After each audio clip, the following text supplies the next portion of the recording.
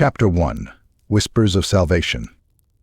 The night was thick, a heavy black silence pressing down on the damp, empty streets of Wissenberg. Not a single sound dared to stir the air. It was as if the entire city held its breath, sensing the creature lurking in the shadows. I had come here, to this cursed corner of the Empire, for only one reason: the whispers. Rumors had spread through the hidden veins of Sylvania, carried by undead tongues and drunken murmurs from mortal lips. They spoke of a beast, a creature so rare it had drifted into the realm of myth. A beast whose blood was said to stave off the unquenchable thirst, the agony that gnawed at my mind and body like an insatiable disease. The beast of midnight. The very thought of it, the possibility of tasting blood that could offer relief, if only for a time, stirred something deep within me. Hope, perhaps, or something darker. As I crouched in the shadow of an abandoned tavern, I could feel my hunger coil and tighten within me, twisting like a serpent around my thoughts. There was little left of the man I had once been, but I was determined to find enough of him to make this journey. For years I had fought to keep my sanity, resisting the urge to tear through flesh and bone, to feed until nothing remained. But lately it had become harder. The hunger wasn't simply a physical ache, it had a voice now, a dark whisper that crept through my mind, pushing me, urging me to indulge. Why resist? It purred, smooth and sickeningly sweet. You are powerful. You are immortal. You should relish the taste of fear, the thrill of death.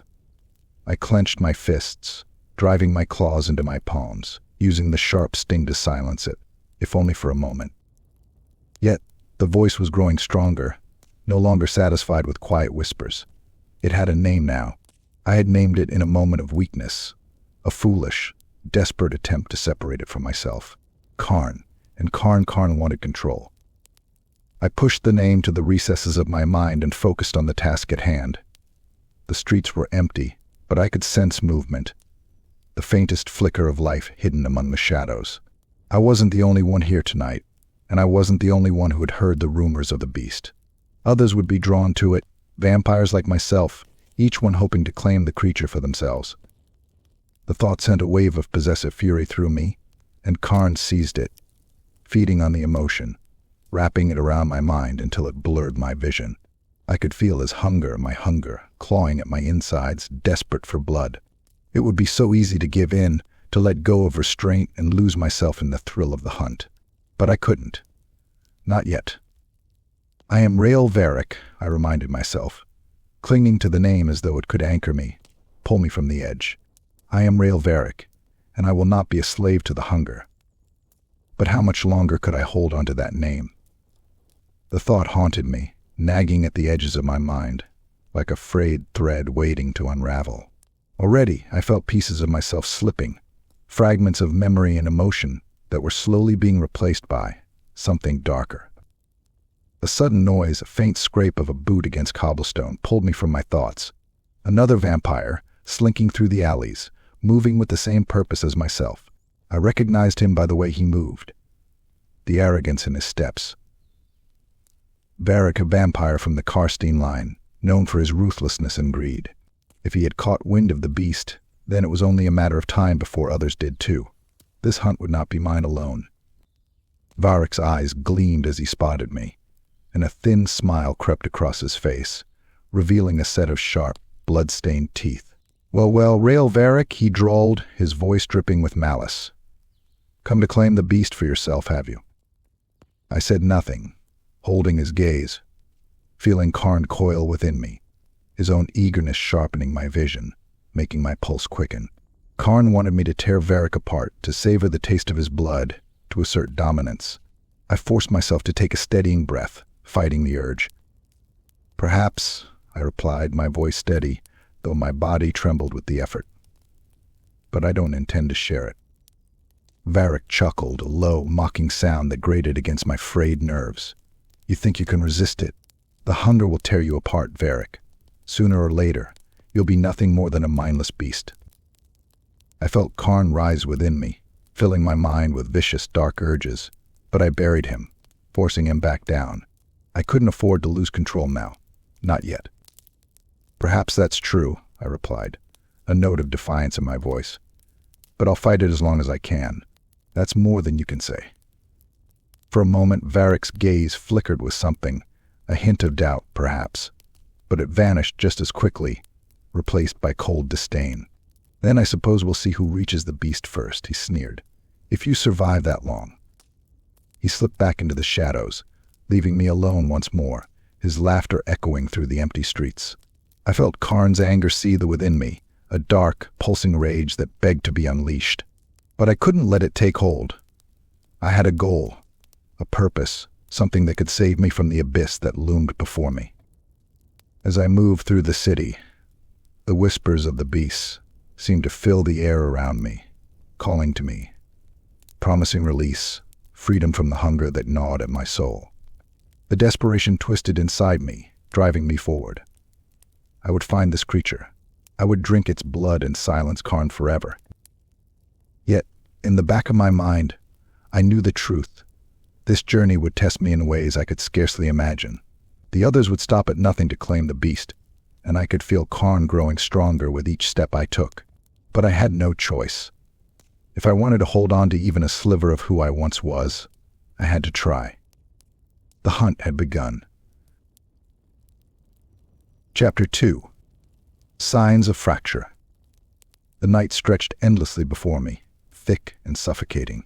Each step I took seemed to echo in my mind, louder than the last, until it felt like my own thoughts were hammering against my skull, each beat of silence filling with whispers, whispers that did not belong to me.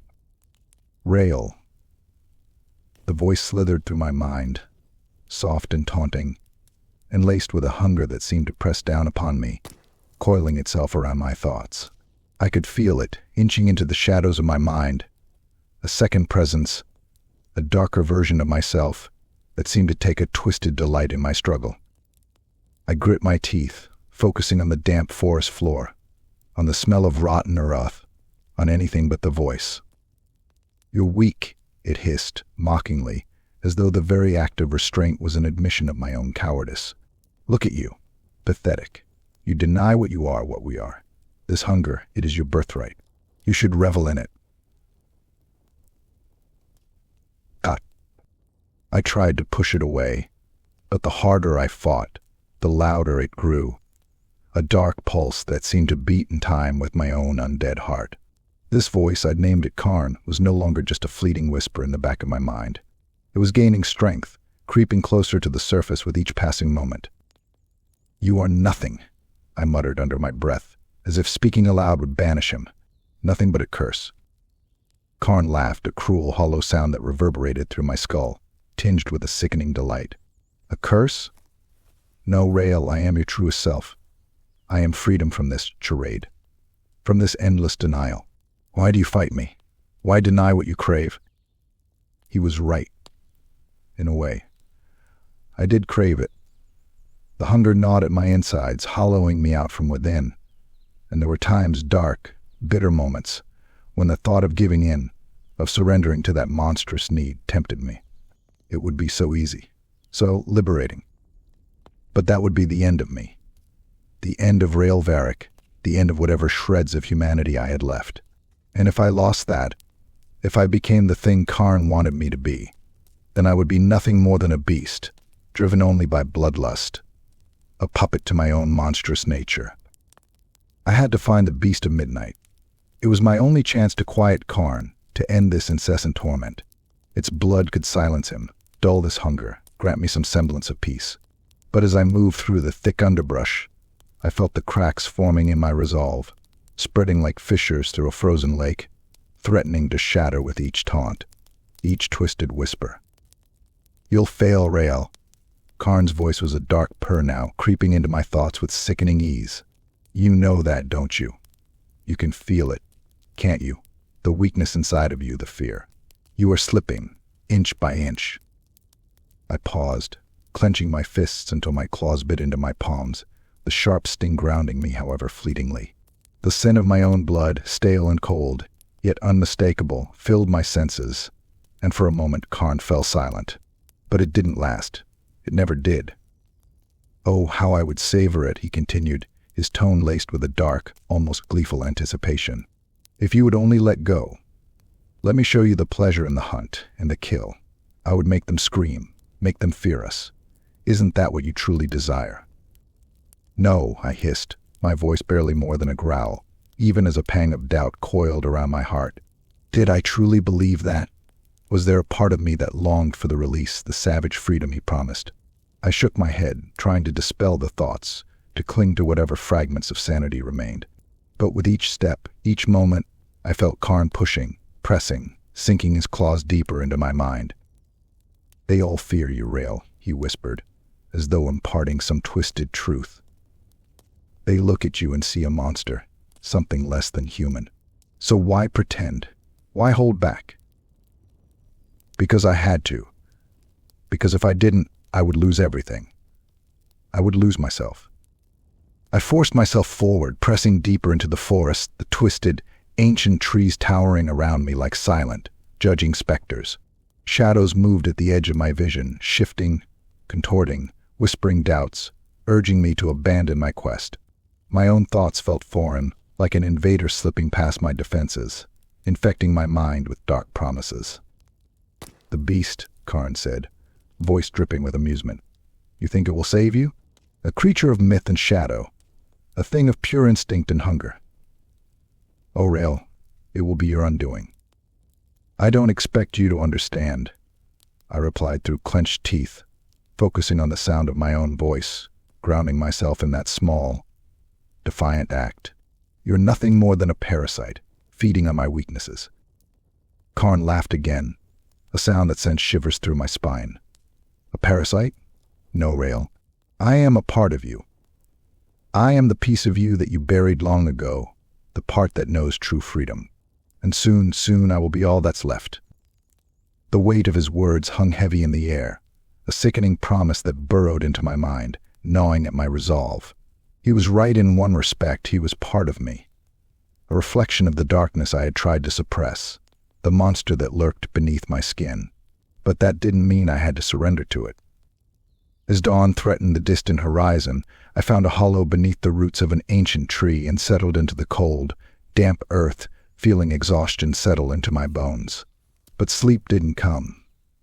Instead, Karn lingered in the edges of my mind, whispering to me even as I closed my eyes, filling my thoughts with visions of blood, of violence, of release. The hunger burned within me, relentless, a constant ache that no amount of restraint could silence. And Karn relished it. He fed on it, grew stronger with each passing moment, his whispers curling through my mind like smoke, staining my thoughts with his darkness. I could feel myself slipping, inch by inch, the cracks widening, my control weakening. This journey had only begun, and already I was faltering. If I could not reach the beast soon, if I could not find a way to end this hunger, then Karn would win. He would consume me, drown out whatever remnants of Rael Varic remained, leaving nothing but a creature of bloodlust and shadow in his wake. And so, as the first pale light crept through the trees, I lay in the cold earth, clinging to the faintest shred of hope, a fragile shield against the darkness threatening to swallow me whole. For now, I was still Rael Varic, but I could feel Karn lurking, watching, waiting, his whispers growing louder with each passing breath, each beat of the curse that bound us. Time was slipping away, and so was I. Chapter 3. The Council's Warning. The night air hung thick with the scent of rot and damp earth as I descended into the ancient crypt, hidden far beneath the ruins of a forgotten chapel. The stone walls were carved with symbols older than any kingdom, marking this as sacred ground, sacred to us, the cursed. Shadows flickered against the walls, cast by the sparse flames of tallow candles, barely illuminating the figures that gathered in this forsaken place. They were there, waiting for me. The Council of Strigoi, an assembly of vampires whose names were spoken in hushed tones across the old world. They ruled the shadows, enforcing a dark order among our kind. And they were, perhaps, the only ones who could understand the torment clawing at my soul. As I entered, their cold, unblinking eyes settled on me. Each face was a study in horror, pale and gaunt, twisted by years of insatiable hunger. I could feel Karn stirring within me, his presence stronger in the company of others who shared our curse. His delight was palpable, feeding off the bloodthirst that hung heavy in the air like a miasma. "Look at them, Rael," Karn whispered, his voice slick with malice.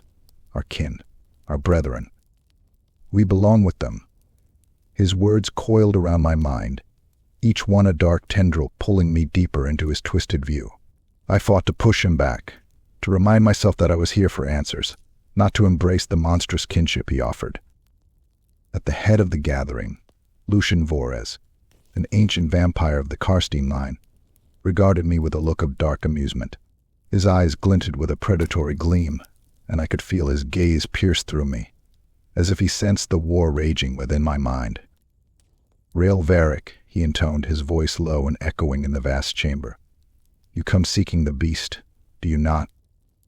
I nodded, forcing myself to meet his gaze, though the effort felt like holding back a storm. Karn simmered just beneath my thoughts, snarling, his hunger for blood and violence rising with every mention of the beast.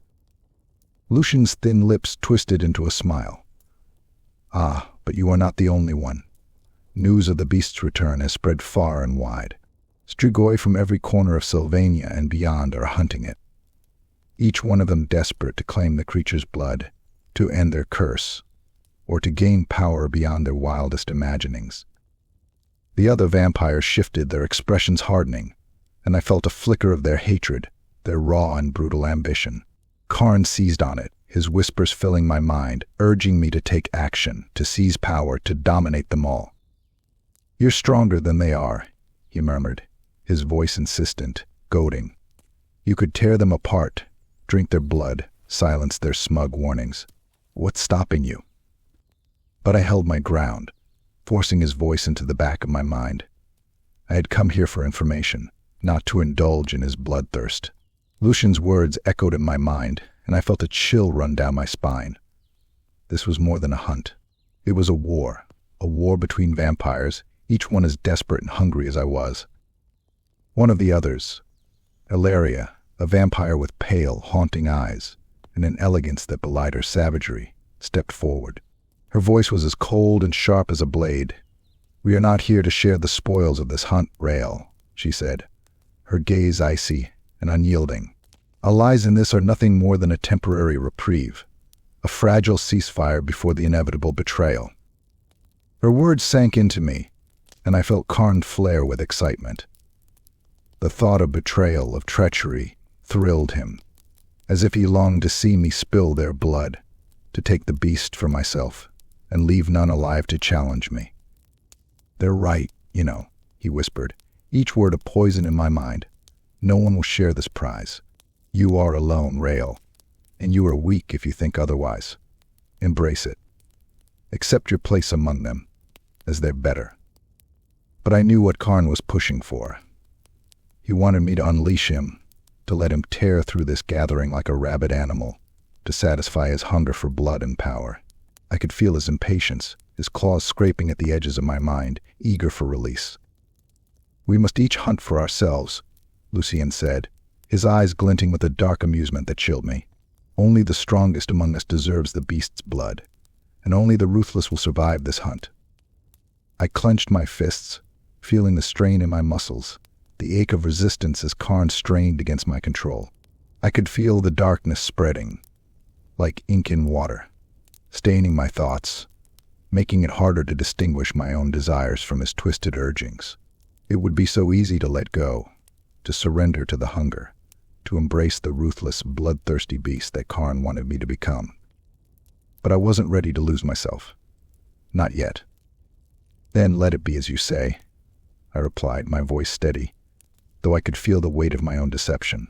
"If betrayal is inevitable, I will expect none of you to show mercy, and I will offer none in return." The words tasted bitter on my tongue, but they earned nods of approval from the council. Each face reflected the same twisted hunger, the same ruthless determination. They were all like Karn, every last one of them.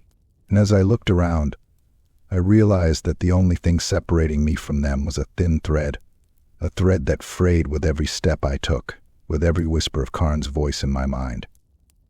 As the council disbanded, I turned to leave, my mind a storm of chaos and fury. Karn laughed, a deep, guttural sound that filled my head, drowning out any remaining sense of clarity. You can pretend all you want, Rael, but you are one of them. Bloodthirsty, power-hungry, and afraid. You can't escape me. I am you. No, I muttered under my breath, my voice barely more than a whisper. You are nothing but a shadow. But Karn only laughed harder, his voice filling the silence of the crypt, echoing in the depths of my mind. A shadow am I. I am the truest part of you, Rael. You cannot keep me locked away forever. I will find my way out, and when I do, we will revel in the blood of our enemies. I pushed the thought aside, focusing on the path before me as I left the crypt, the council's warning weighing heavy on my mind. This hunt would not be a simple chase. It would be a slaughter, and every vampire on this path would stop at nothing to claim the beast's blood for themselves. The hunger within me throbbed, an ache that seemed to sink deeper into my bones with every thought of blood and power. Karn fed off it, his whispers growing louder, his presence stronger. I could feel him pulling at the edges of my mind, a dark tide rising, threatening to overwhelm me. Each step I took brought me closer to the beast, and closer to the edge of my own sanity. I knew that I was racing against time, that if I didn't find a way to silence Karn soon, he would consume me. He would become me. And the Rael Varic who once existed would be nothing more than a faint memory, lost to the darkness. The thought chilled me, but even as I tried to push it away, I felt the cracks widening, felt Karn seeping through, his laughter echoing in my mind. We're not so different, you and I, he purred, his voice a poisonous balm. Sooner or later, you'll see. Sooner or later, you'll embrace what you truly are. I clenched my fists, feeling the weight of his words settle over me like a shroud. The council was right. This hunt would bring nothing but betrayal and bloodshed. And as I ventured into the night, I couldn't shake the sense that I was already losing, that Karn was already winning. Time was slipping away, and so was I. Chapter 4. The Hunter's Trap. The forest was dense, the underbrush tangled and wild, closing in around me as if even nature itself sought to contain the darkness I carried. Branches clawed at my cloak, snagging on my skin with their brittle, bony fingers. I pressed forward, feeling Karn simmering beneath my thoughts, his presence coiled and waiting, a beast in the shadows of my own mind. His hunger had been particularly vicious this night, a gnawing, feverish need that seemed to grow louder with every step. I was following a faint trace, a lingering scent that hinted of the beast of midnight. I clung to it with a desperation that gnawed at me, as if finding the beast could somehow silence Karn for good. But I knew the scent was growing faint, the path less certain. And then, something felt wrong. The faintest glimmer of torchlight flickered through the trees ahead, accompanied by murmurs and the distinct sound of metal scraping against leather. Witch hunters.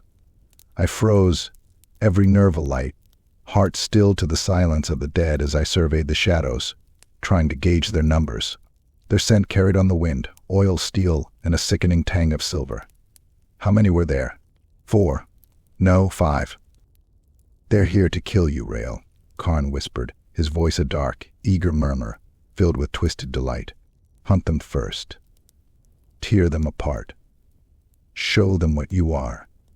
His hunger surged within me, a black tide that demanded release, that urged me to lash out, to sink my claws into the soft flesh of their throats, and let the blood flow. For a moment I nearly let him. The desire to give in, to silence the endless whispers, was almost overwhelming. I could picture it so vividly, springing from the shadows, feeling the crunch of bones under my hands, tasting the warmth of their blood. I knew Karn was feeding me these images, pushing me to act, to surrender to the violence. But I forced myself to stay hidden, my hand gripping the hilt of my dagger, steadying myself with its cold weight. I couldn't afford to make a sound.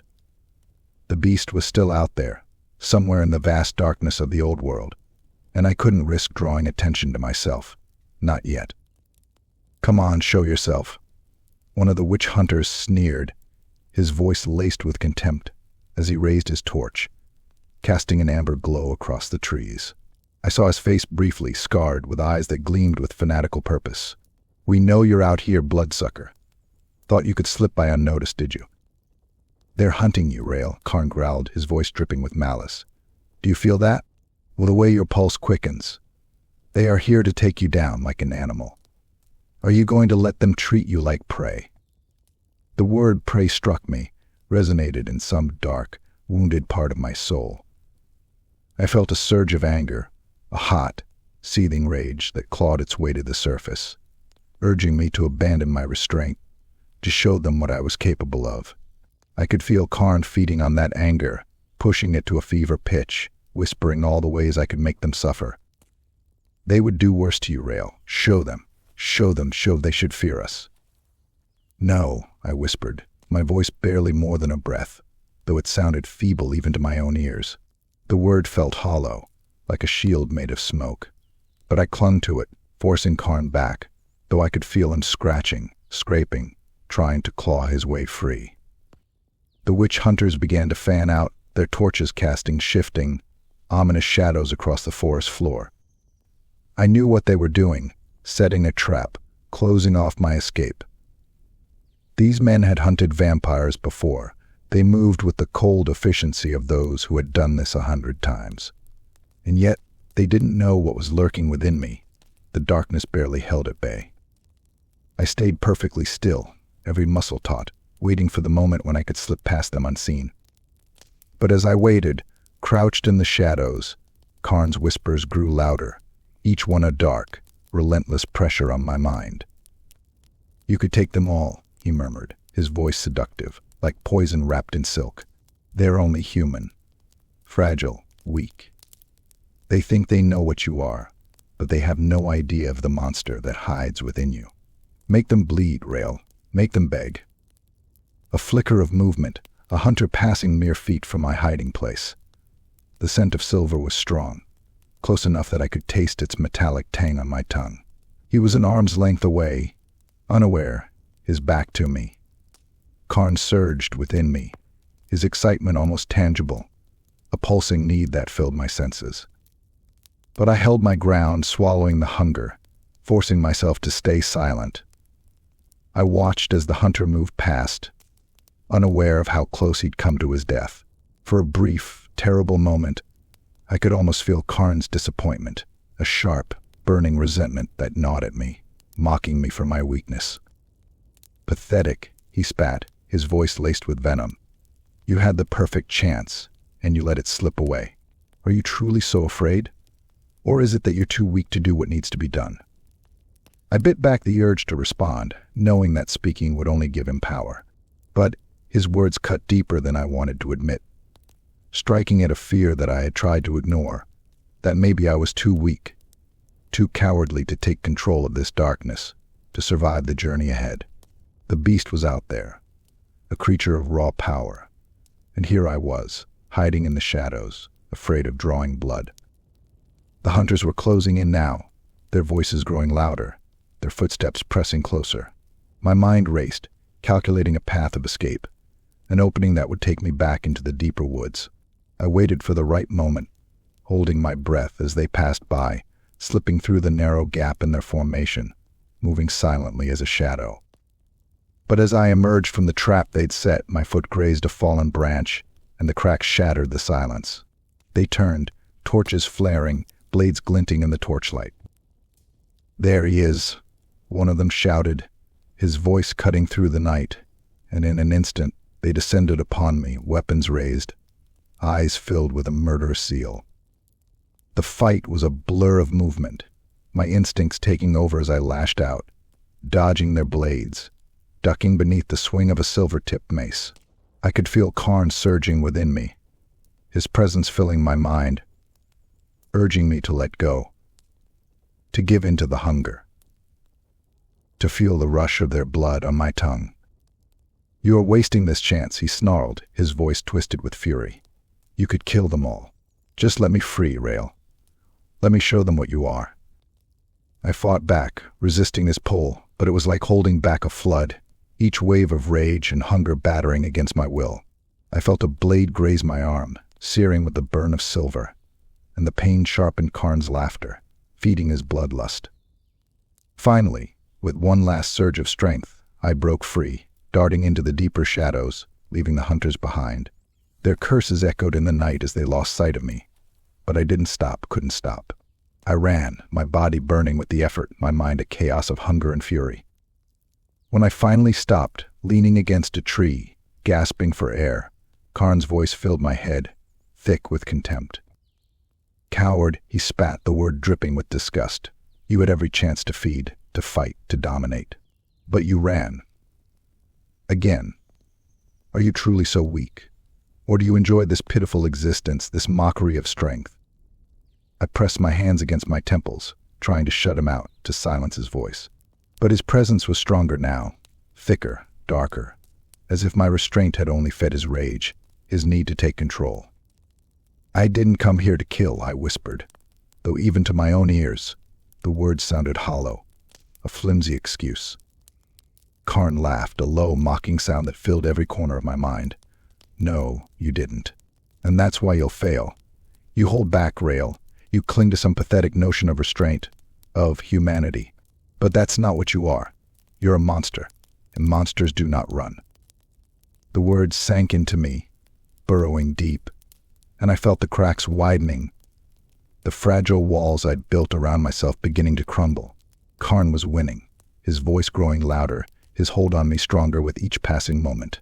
I could feel him, a shadow stretching across my mind, twisting my thoughts, making me question everything I had fought to preserve. For the first time, I wondered if he was right. If perhaps I was nothing more than a monster pretending to be human. The thought chilled me, but I could feel its poison spreading, tainting my resolve, feeding the darkness within me. As I stood in the silence of the forest, Karn's laughter echoed in my mind, triumphant, victorious. Chapter 5. Allies of Convenience. The forest was quiet, almost peaceful, a thin veneer of calm that belied the violence that stalked just beneath the surface. I moved carefully, each step calculated, though my mind was anything but steady. Karn's whispers had become a constant presence, a low, insidious hum that crawled through my thoughts like the roots of some poisonous vine.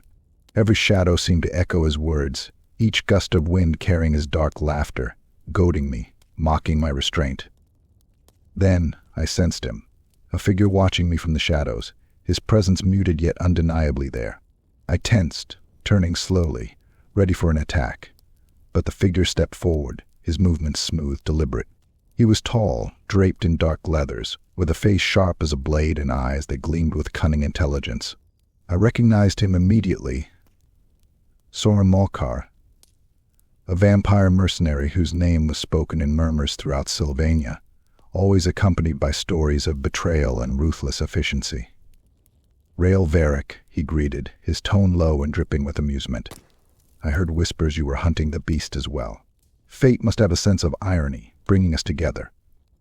"Look at him," Karn purred, his voice slick with a twisted admiration. "A true predator, ruthless, fearless.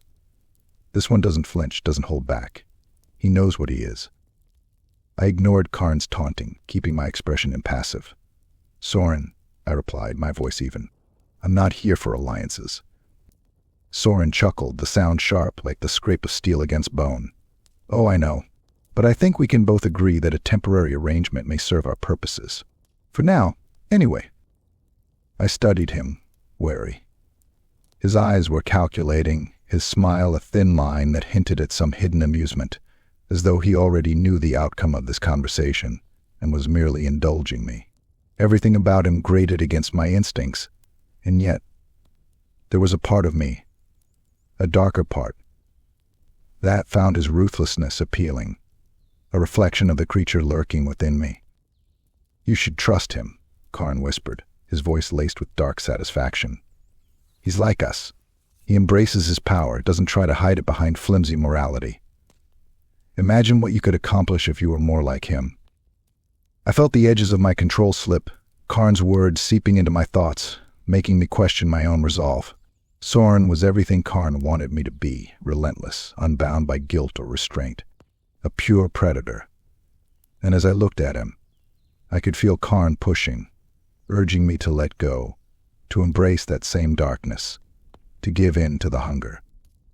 But I forced myself to hold firm, clinging to whatever fragments of myself still remained. "Why should I trust you?" I asked, my voice steady. Though inside, Karn's whispers were clawing at me, tearing at my resolve. Soren shrugged, his smile widening ever so slightly. "You shouldn't. But think of it as a mutually beneficial arrangement. The beast is a dangerous quarry, and the hunters tracking it are even more so. I suspect that together we stand a better chance of reaching it before any others." His eyes gleamed with a dark amusement, and I felt a flicker of dread crawl down my spine. "Yes," Karn hissed, practically salivating. "He's right, Rael. Join him. And when the time is right, take him down. Use him. Let him lead you to the beast. Then rip him apart." I gritted my teeth, forcing Karn's voice back, though the effort left me feeling drained, my mind a fractured battleground. There was truth in Soren's words, much as I hated to admit it. The witch hunters, the rival vampires, the beast itself, all were threats that neither of us could afford to face alone. And yet, every instinct warned me that this alliance would end in bloodshed. Soren raised an eyebrow, clearly waiting for my response, a hint of impatience in his gaze. I took a slow breath, steadying myself, before giving a reluctant nod. "Fine. We work together. But understand this, Soren. If you betray me, I will not hesitate to end you." Soren's smile widened, his eyes gleaming with a predatory glint that made Karn practically purr with approval. "Understood, Rael. I would expect nothing less." There was a dark, almost mocking sincerity in his tone, as though he found the threat amusing, a game to be played. We moved through the forest together, the silence between us thick and uneasy. I could feel Karn lurking in my thoughts, his presence feeding off the tension, relishing in the darkness that clung to Soren like a second skin. The more I watched Soren, the harder it became to ignore Karn's whispers, each one a subtle, insidious temptation. "Do you feel it?" Karn whispered, his voice like silk wrapped in venom. "This is what it means to be free. No restraint, no hesitation. Soren understands that. He doesn't hide from his nature. He revels in it."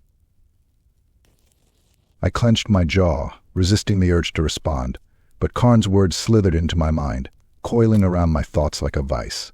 He was right. In a way, Soren was free in a way I could scarcely comprehend. Unburdened by guilt or doubt, driven purely by ambition and survival. There was a twisted part of me that envied him, that wanted to understand what it felt like to be that unrestrained, that powerful. But I couldn't afford to think that way. I knew where that path led, and I had seen the cost of surrendering to that darkness. I had seen it in the hollow eyes of the Strigoi Council, in the whispers of the old world's most feared vampires. I had to hold on to whatever humanity I had left, or risk becoming nothing more than the monster Karn wanted me to be. As we walked, Soren glanced at me, his eyes gleaming with a knowing glint. "Tell me, Rael, what drives you to hunt the beast? What is it that you truly seek?" I hesitated, feeling Karn stir within me, his curiosity piqued. Part of me wanted to brush the question off, to keep my intentions hidden. But there was something in Soren's gaze that compelled honesty, as though he could see through any lie I might conjure. "I want to end the hunger," I said finally, the words bitter on my tongue. "I want to be free of it, of this." I gestured vaguely, as if that could encompass the curse, the endless, gnawing need for blood that had consumed my life. Soren tilted his head, a faint smile playing on his lips. "Ah, seeking redemption, are we?" His tone was mocking, and I felt a flicker of anger stir within me. "You may want to be free of the hunger, but the hunger will never be free of you, Rael. It's part of you. Deny it all you want, but it will always be there, waiting." "He's right," Karn purred, his voice filled with satisfaction. "The hunger is who you are. You're wasting your strength fighting it. Why not embrace it? Revel in it, as Soren does." I looked away, unable to bear the weight of Soren's gaze, or the truth in Karn's words. It felt as if the two of them were conspiring, their voices merging, weaving a net around my mind, tightening with every step I took. I could feel the darkness pressing closer, the cracks in my resolve widening, the edges of my mind fraying as I fought to keep Karn at bay.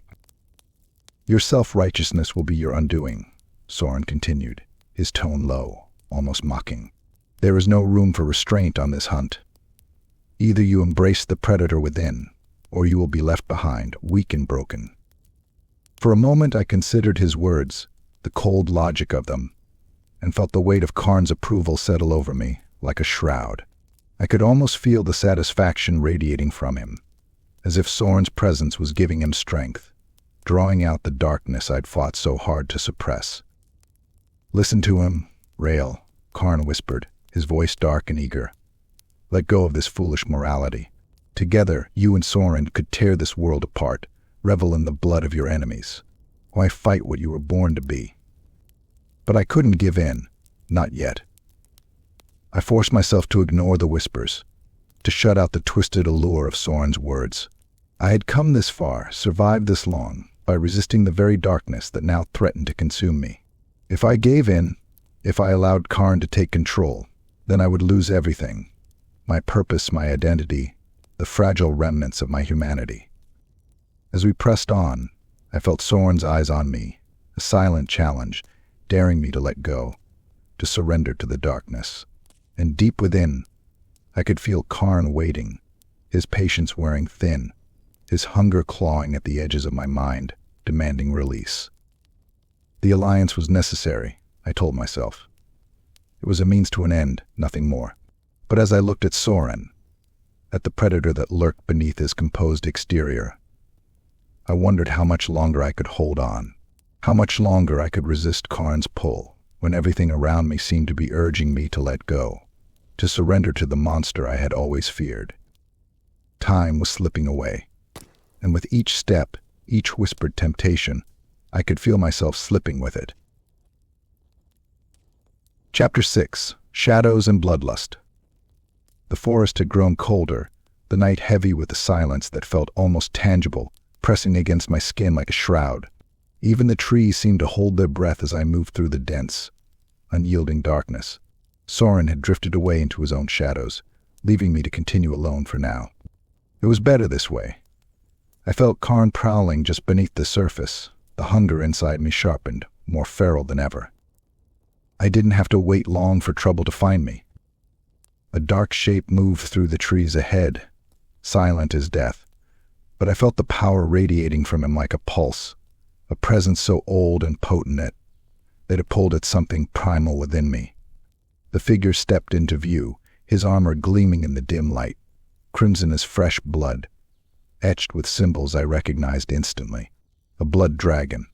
His face was hidden behind a helm shaped like a dragon's maw, and his stance radiated both elegance and deadly intent. Rael Varic, he intoned, his voice smooth, mocking, as though he found humor in the very sound of my name. I've heard whispers about you. A Strigoi hunting the beast, as if you could ever be anything but the ravenous creature you are. I tensed, feeling Karn stir with dark, eager anticipation. The blood dragon's voice was a challenge, taunting me, daring me to lose control. And Karn wanted nothing more than to answer that challenge with blood. He's calling us weak, Karn sneered, his voice a poisonous whisper in my mind. Show him. Show him what we are capable of. Spill his blood. Drink it. Take his strength and make it yours. I clenched my fists, my claws digging into my palms, the pain sharp and grounding, a faint anchor against the dark tide rising within me. I'm not here to play your games, blood dragon. I'm hunting something far more important than you. The blood dragon laughed, the sound hollow and cruel, like metal scraping against bone. Important? You think yourself noble, perhaps, different from the rest of us. His eyes glinted behind his helm, cold and calculating. Pathetic. You are a Strigoi, Rael, a beast, and beasts are meant to be hunted. In a flash, he lunged, a blur of crimson and steel, faster than I could fully register. Instinct took over, my body moving before thought, my claws catching his armored forearm, the force of his strike sending me back a step. The taste of metal filled my mouth, and the hunger roared within me, a relentless, demanding need that surged through my veins like fire. Do it, Karn hissed, his voice filled with dark glee. Give in. Let me take control. We can tear him apart together. Drink him dry. I felt myself slipping, the world narrowing to a single point, a single need, the taste of blood.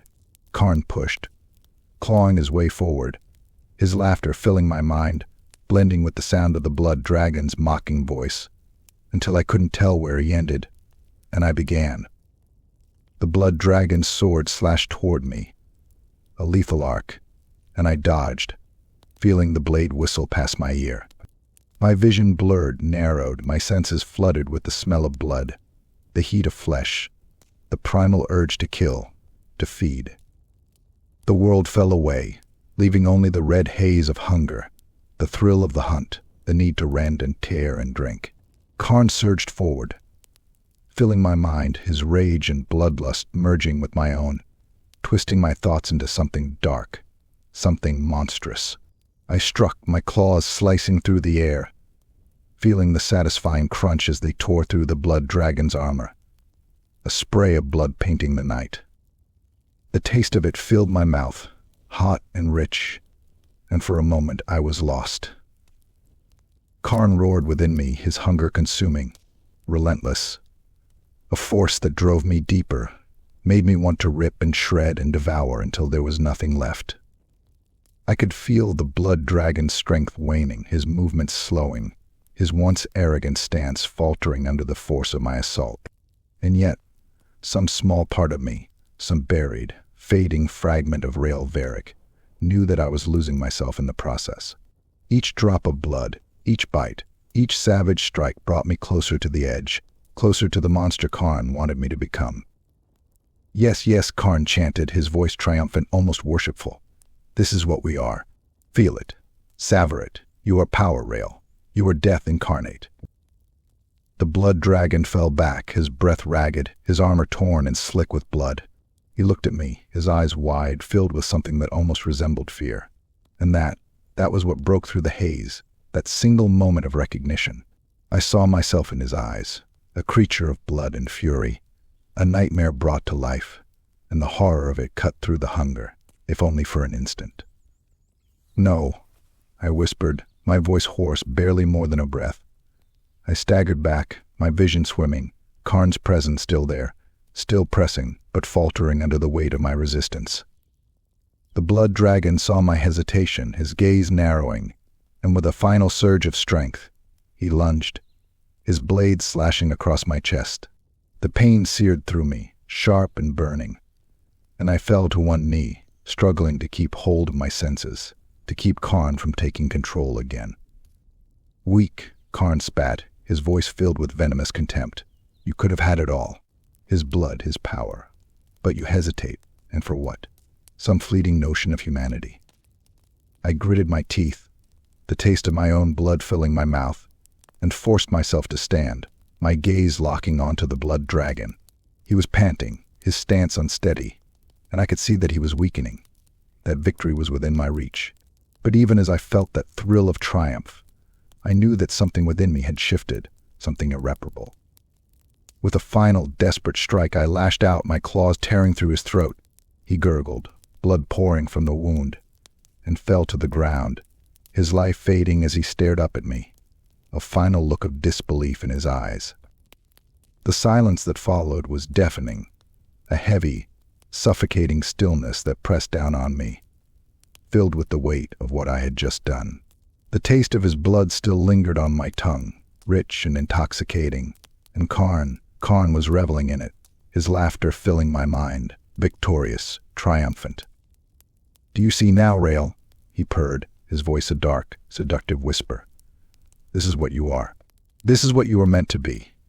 A true predator, unbound by guilt or restraint. You could have it all if you'd only let go. I staggered back, the world tilting around me, my mind reeling from the weight of Karn's words, from the truth that clung to them like a stain I could never wash away.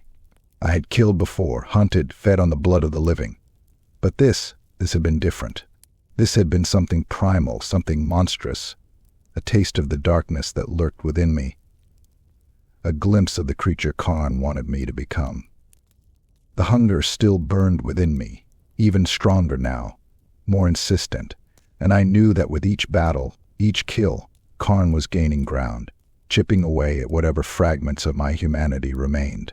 I could feel the cracks widening, the darkness pressing in, filling the spaces I could no longer defend. For a long moment I stood there, staring down at the blood dragon's lifeless form, feeling nothing but the emptiness that had begun to hollow me out from within.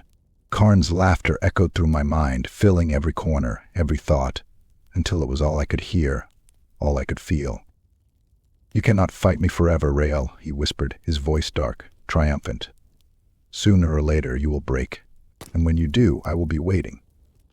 I closed my eyes, the weight of his words pressing down on me like a shroud, suffocating, unyielding. I had barely escaped the blood dragon, barely kept control of myself, but I knew that my grip was slipping, that each fight, each drop of blood brought me closer to the edge. The beast of midnight was out there, somewhere in the vast shadows of the old world, and it was my only hope, my last chance to silence Karn before he consumed me completely. But as I turned away from the blood-soaked forest, I couldn't shake the feeling that time was running out, that I was already too far gone, that the darkness was winning. I walked on, Karn's laughter echoing through the silence, his voice a constant, relentless presence in my mind, each whisper a reminder of what I was becoming, of what I would inevitably become. Time was slipping away, and so was I. Chapter 7. The Silent City. The city loomed before me like a corpse frozen in time, its streets empty, buildings hunched like silent sentries in the moonlight. Wissenberg, the last place the beast had supposedly been seen. It was desolate, every corner thick with an eerie silence that seemed to cling to the air, as if the city itself was holding its breath. The streets were littered with debris, doors hanging open like hollow mouths, but there was no sign of life, only the whispers of what had been, the faint echoes of fear and death. The silence burrowed into my mind, amplifying every stray thought, every buried hunger. Karn was quiet, but I could feel him lurking just beneath the surface, his presence more solid, more insistent than ever. He was waiting, biding his time, feeding off the desperation that simmered within me. "You feel it, don't you?" he whispered, his voice soft, insidious. "The emptiness, the hunger. This place is a grave, and you're the darkness it has been waiting for." I ignored him, though it took all my strength to keep him at bay.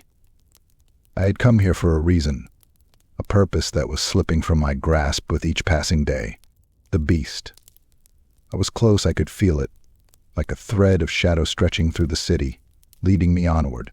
If I could find it, if I could drink its blood, perhaps I could silence Karn forever. But the silence of the city was deceptive, and I sensed it just a moment too late.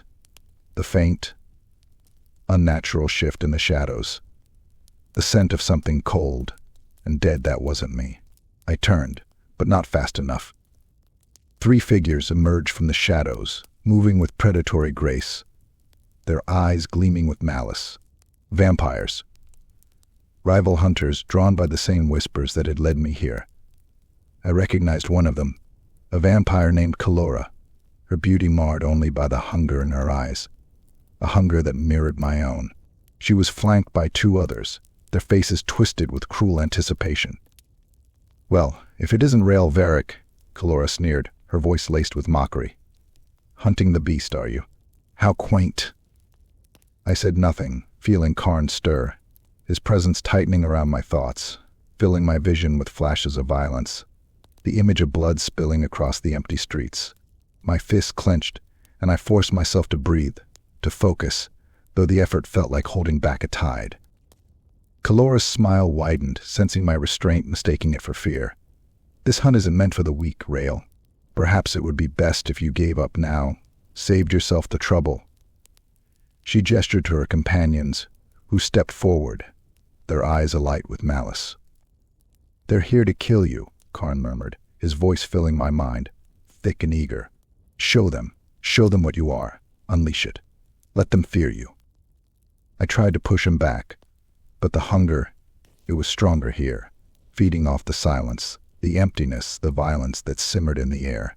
My control slipped, just for a moment, and Karn seized it, pushing forward, filling my thoughts with a dark, savage joy. Kalora laughed, a sound sharp and mocking, and something within me snapped. In an instant I was moving faster than thought, my vision narrowing to a single point, the world dissolving into a red haze. Karn surged through me, filling my veins with fire, driving me forward, a relentless force of blood and fury. I struck, my claws tearing through flesh, bones splintering beneath my hands, the taste of blood filling my mouth.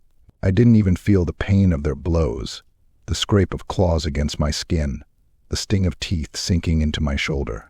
All that mattered was the violence, the rush of power, the thrill of their fear as they realized what I had become.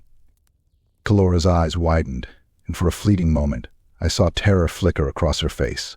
The sight fed something dark within me, a savage pleasure that I couldn't deny. I moved faster, each strike more brutal, more vicious, until she was nothing but a broken, bloodied figure, her beautiful face twisted in agony. The other two fell just as quickly, their screams echoing through the empty streets, filling the silence with a symphony of pain and fear.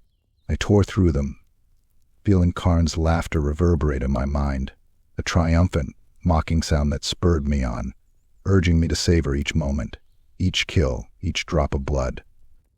And then, it was over. I stood amidst the carnage, my breath ragged, my vision clearing, and the full extent of what I had done settled over me like a weight. Their bodies lay broken around me, blood pooling on the cobblestones, staining the empty streets. I could feel Karn receding, his presence slipping back into the shadows of my mind. But the remnants of his hunger, his violence, lingered, clinging to me like a second skin. A tremor ran through me, and I looked down at my hands, slick with blood, my claws still extended, stained crimson. I could still taste it, the metallic tang of their fear, their pain, and worse. I could still feel the pleasure it had brought me, a thrill dark and undeniable that had fed something deep within me, something monstrous. "No," I whispered, my voice barely audible, trembling. This wasn't what I wanted. I hadn't come here to become a monster, to lose myself to the very darkness I was fighting to escape. And yet, as I looked at the bodies around me, I couldn't deny the truth. I was losing control. "Oh, but you enjoyed it, didn't you?" Karn purred, his voice a low, mocking whisper in my mind. "Don't lie to yourself, Rael. You felt it, the thrill, the satisfaction. This is what you are. This is what you were meant to be." I shook my head, the horror settling into my bones, a heavy, suffocating weight. The beast of midnight was supposed to be my salvation, my way of silencing Karn, of ending this hunger. But with each step I took, with each battle, I felt myself slipping further into the darkness, the cracks in my mind widening, my resolve splintering. "What am I becoming?" I muttered, though the question felt hollow, an answer I already knew but refused to accept. "You are becoming whole," Karn whispered, his voice filled with satisfaction, as though he could feel the last remnants of my resistance crumbling. "The hunt, the kill, it is all part of you, Rael. You can't escape it. You don't want to." I closed my eyes, clenching my fists, the scent of blood filling my senses, the taste lingering on my tongue, and for a fleeting, horrifying moment, I realized he was right. I didn't want to escape it. Some part of me, some dark hidden part, craved it, thrived on it, and that part was growing stronger, each kill feeding it, each drop of blood bringing it closer to the surface. The silence of the city pressed down on me, thick and oppressive, and I knew that whatever humanity I had left was slipping away, drowned beneath the weight of the bloodshed, the violence, the hunger that Karn had awoken within me. Time was running out. I could feel it like a shadow creeping across my mind, consuming everything in its path. The beast was my only hope, my last chance to reclaim what was left of myself.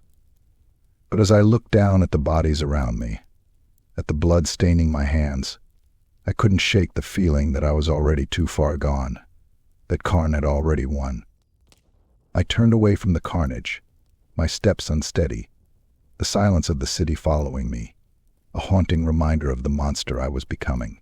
Each step felt heavier, each breath filled with the echoes of Karn's laughter, his triumph, his dark, insidious pleasure. And as I disappeared into the shadows, I knew that the line between Rael Varic and the monster within was vanishing, that with each drop of blood, each moment of violence, I was losing myself to the very darkness I had sworn to escape. Chapter 8. Echoes of Humanity. The dawn was a mere suggestion on the horizon, casting a pale, muted light that seeped through the trees. But I could not rest. I had moved beyond sleep, beyond the comforts of the living, driven now by a relentless hunger that gnawed at my mind as much as my body. The silence of the empty city lingered behind me, heavy in my thoughts, a reminder of the bloodshed, of the darkness that had surged within me like a tidal wave. I walked aimlessly, my feet dragging across damp earth, my gaze unfocused. My hands still bore faint stains of blood, despite my attempts to wash them in a shallow stream. The water had felt cold, foreign, a reminder of the life I no longer possessed. A bitterness clung to me, a sense of loss that seemed to coil around my soul, suffocating. For the first time I couldn't remember how long, I felt truly alone. "What are you mourning, Rael?" Karn's voice slithered through my mind, mocking, filled with a dark amusement. They were nothing but obstacles, corpses waiting to be made.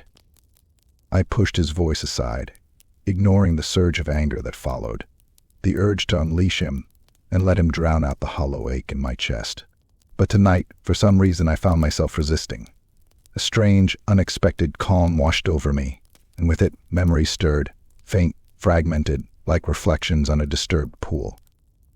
I closed my eyes, allowing myself to sink into them, letting the faint whispers of my past come to life. I remembered sunlight, the warmth of it on my skin, the way it would dance across the fields of my family's land, casting everything in hues of gold and green. I could almost feel it, the way it had felt on my face, warming me from the inside out. There had been laughter then, a sound that now seemed foreign, a language I could no longer understand. My sister's laughter, bright and full of life, filling the air as we ran through those fields, her hand grasping mine, pulling me forward, her smile brighter than the sun itself. Anna, the name escaped my lips, a breath of sound as fragile as the memory itself.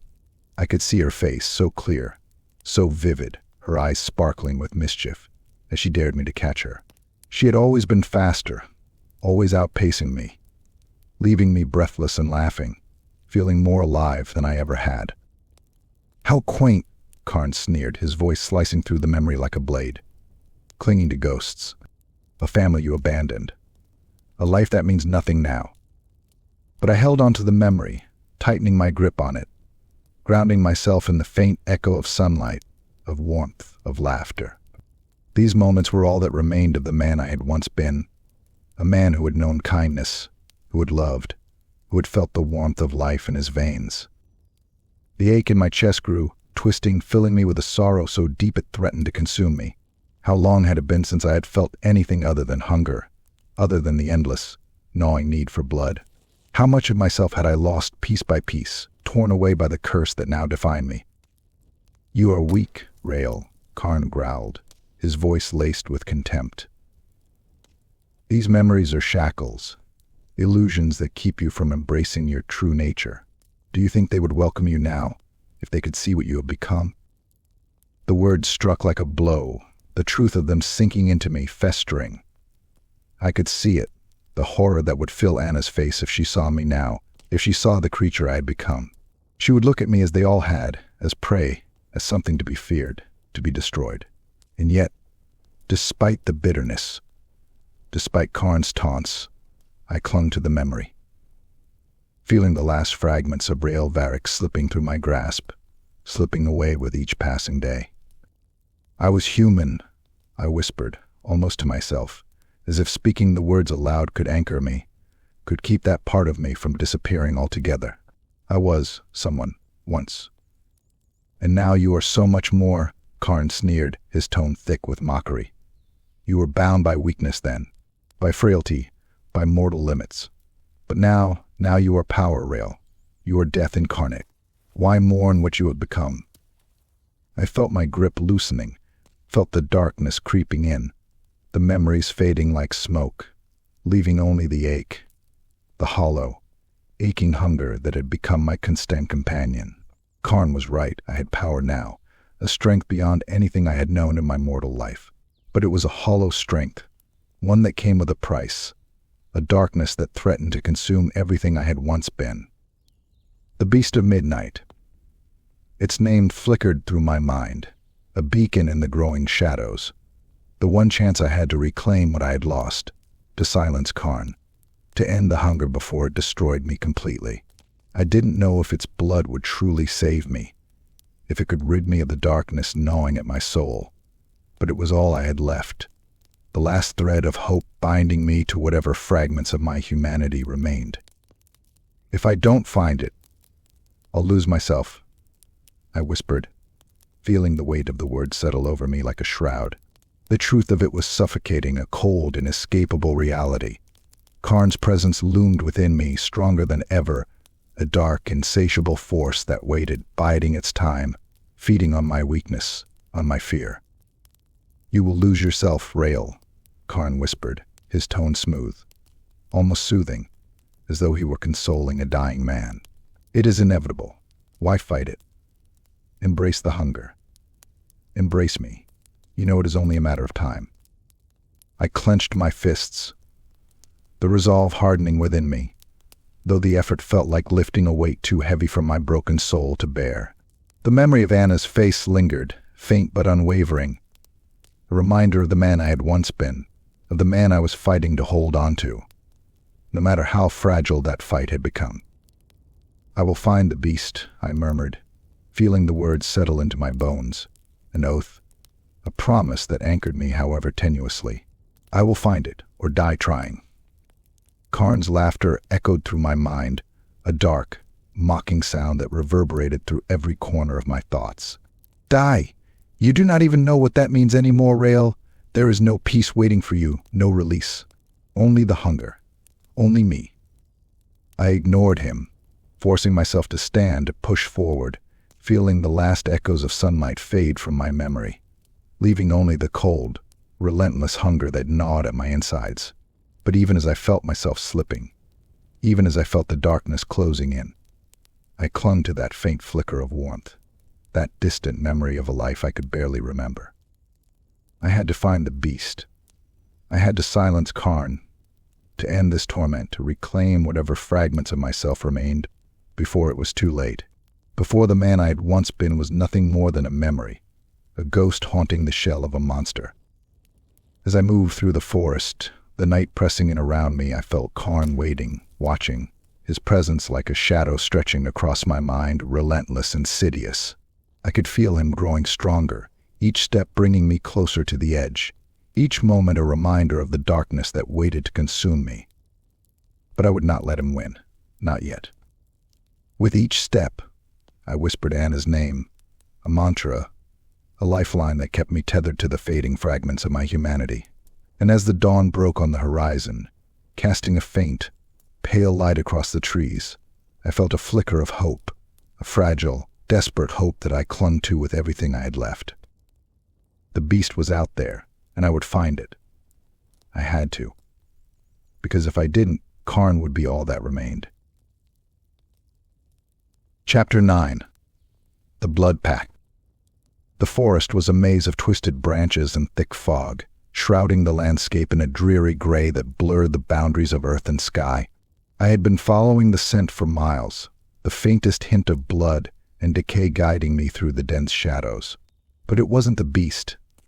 No, this was something different, something that stank of vampiric power and a desperation that mirrored my own. I paused, feeling Karn stir within me, his presence prickling my senses, urging me to keep moving, to press forward, to seize whatever awaited at the end of this path. But another part of me, the part still clinging to reason, to the fragments of Rael Varic, warned me to proceed with caution. And then, as if conjured by my hesitation, a figure materialized in the mist. Marcus Kane, a vampire whose reputation preceded him, a wanderer, a mercenary, known for his ruthlessness and his uncanny ability to survive where others fell. His dark cloak billowed around him as he stepped closer, his eyes glinting with a dangerous intelligence. There was a faint, mocking smile on his lips as he looked at me, like a man who already knew what you would say before you said it. "Rael Varic," he greeted, his tone laced with casual amusement, though his eyes remained sharp, watchful. I had a feeling our paths might cross.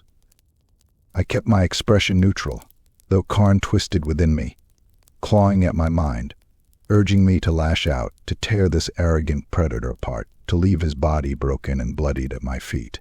The desire for violence simmered beneath the surface, growing stronger, hungrier, but I forced it down, fighting for control. "Cain," I replied, my voice steady, though it took every ounce of restraint to keep it so. "What brings you here?"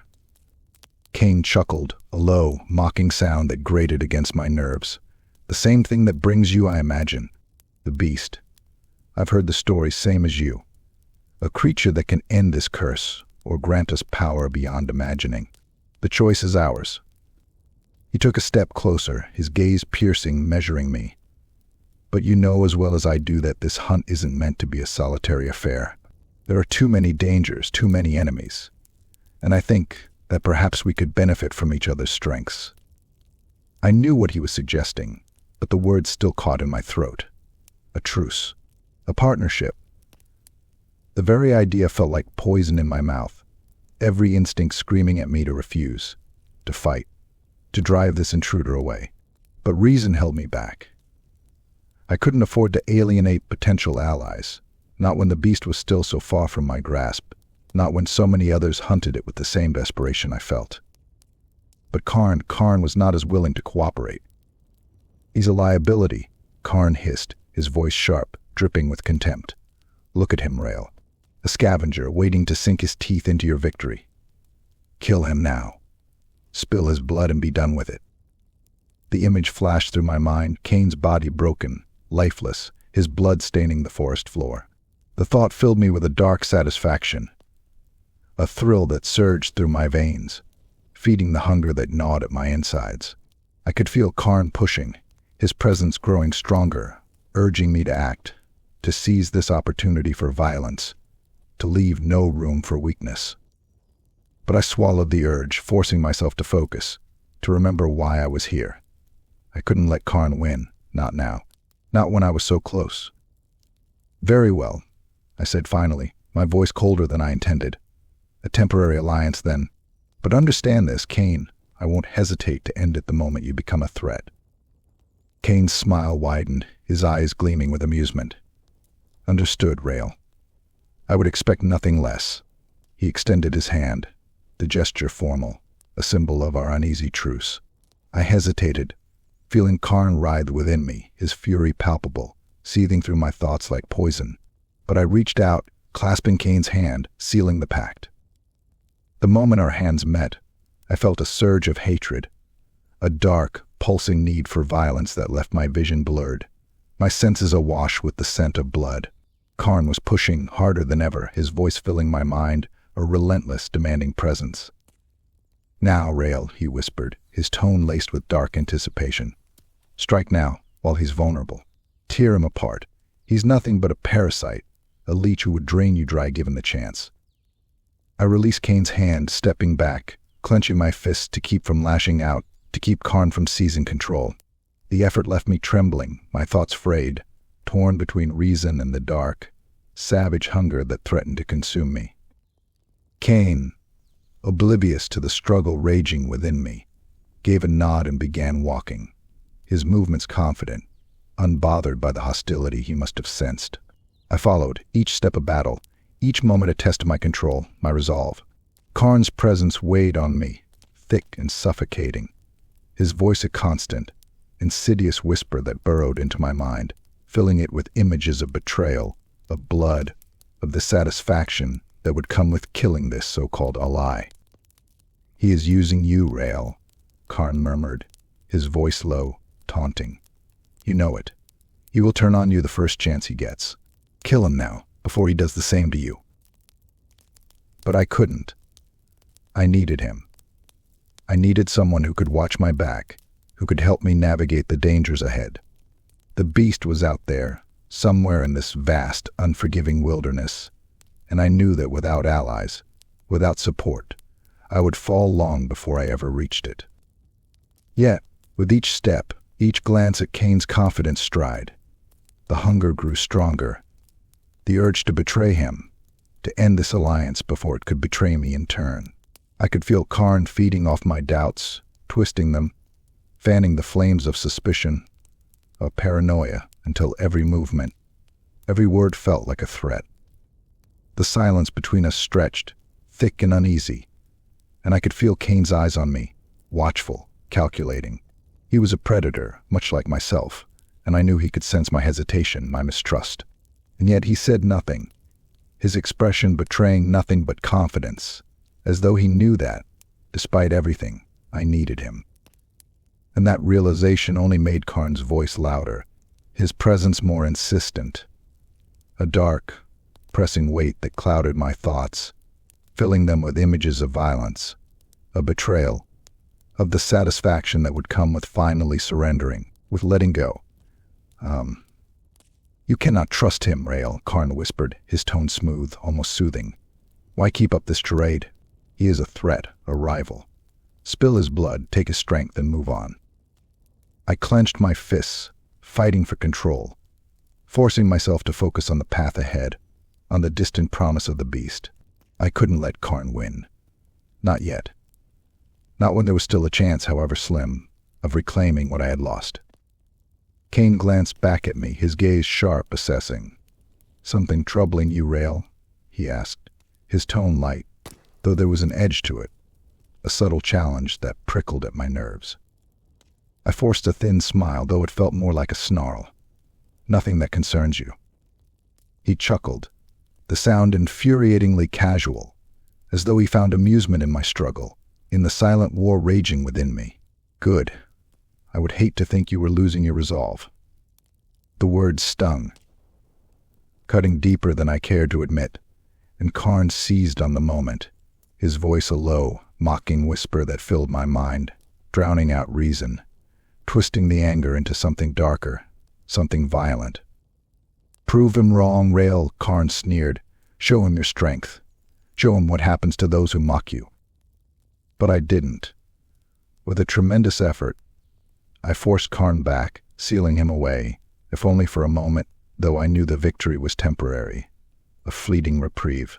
Each encounter, each moment with Kane brought me closer to the edge, closer to the darkness that waited within, a darkness that grew stronger, hungrier with each passing day. As we continued through the forest, the silence stretched between us, thick and uneasy, filled with unspoken threats, with the promise of violence. I could feel Karn lurking, his presence a shadow that loomed over every thought, every breath, waiting, biding his time. But I would not let him win. Not yet. With each step, each moment of silence, I reminded myself of the beast, of the faint, fragile hope it represented. If I could reach it, if I could end this hunger, silence Karn once and for all, then perhaps I could find some semblance of peace. But as I glanced at Kane, at the cold, calculating gleam in his eyes, I couldn't shake the feeling that Karn was right, that this alliance was a trap, a momentary truce that would end in bloodshed. And deep down, some dark, hidden part of me looked forward to it. Chapter 10. The Beast's Trail. The forest stretched out before me, thick and endless, as if it had swallowed the night itself. This place was different, darker, with an unnatural stillness that seemed to cling to the air, pressing down on everything within it. Every tree was twisted, its branches reaching out like skeletal fingers, and a faint, eerie glow flickered in the distance, the residue of some ancient magic that had seeped into the very roots of this cursed place. I felt it, the faintest trace of something primal, powerful. The beast had been here.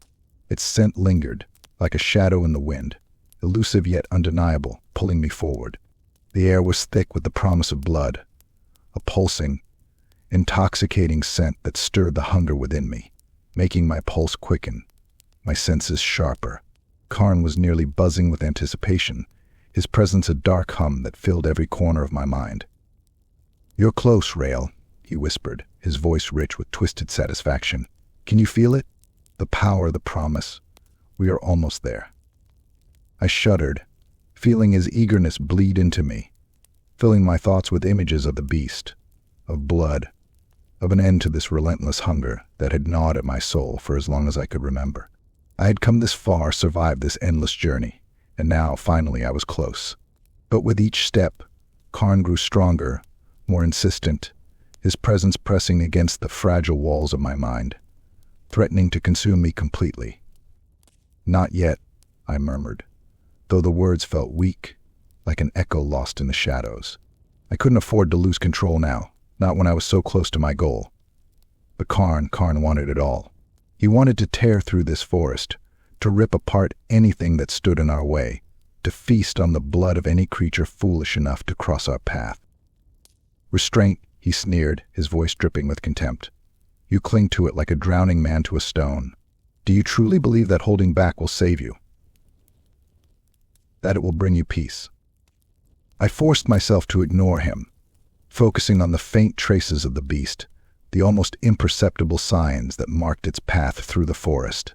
Broken branches, faint claw marks on tree trunks, the scent of something old and wild lingering in the air. Each trace was a lifeline, a tether to reality, grounding me, giving me something to hold on to as Karn's presence pressed closer, filling my thoughts with violence, with the promise of blood and power.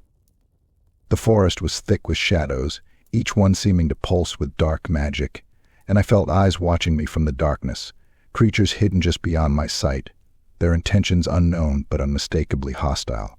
I moved carefully, every step measured, though I could feel Karn's impatience gnawing at me, urging me to push forward, to abandon caution, to let him take control.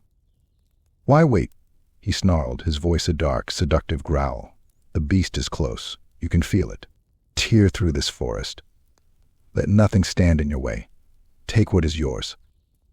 The images he conjured filled my mind, tearing through trees, ripping apart anything that dared to confront me, feasting on the blood of whatever dark creatures lurked within this cursed forest. The hunger surged, hot and insistent, a fire that burned through my veins, clouding my thoughts, making it harder to resist, to hold on to the last remnants of my sanity. But I couldn't let Karn win. Not yet. Not when I was so close. I clenched my fists, the pain sharp, grounding me, though it did little to dull the relentless hunger that gnawed at me, filling every corner of my mind. I pushed forward, feeling the traces of the beast grow stronger, each step bringing me closer to the creature that had haunted my thoughts, that held the promise of salvation or damnation. The forest grew darker, the shadows thicker, and I felt the weight of ancient magic pressing down on me, filling the air with a sense of foreboding, of danger. This place was forbidden for a reason, and yet I could feel Karn's excitement, his eagerness to face whatever horrors lay ahead, to feed on the fear, the blood, the power.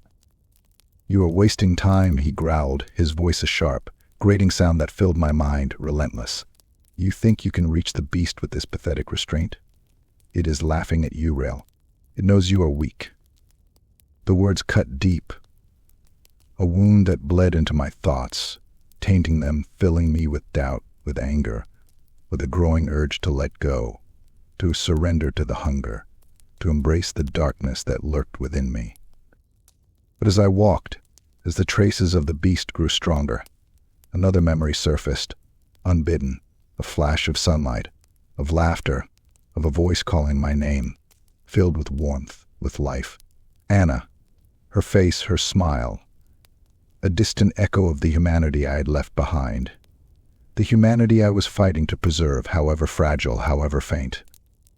"Not yet," I whispered, clutching to that memory like a lifeline, though it felt as insubstantial as mist, slipping through my grasp even as I held it close. "I won't lose myself.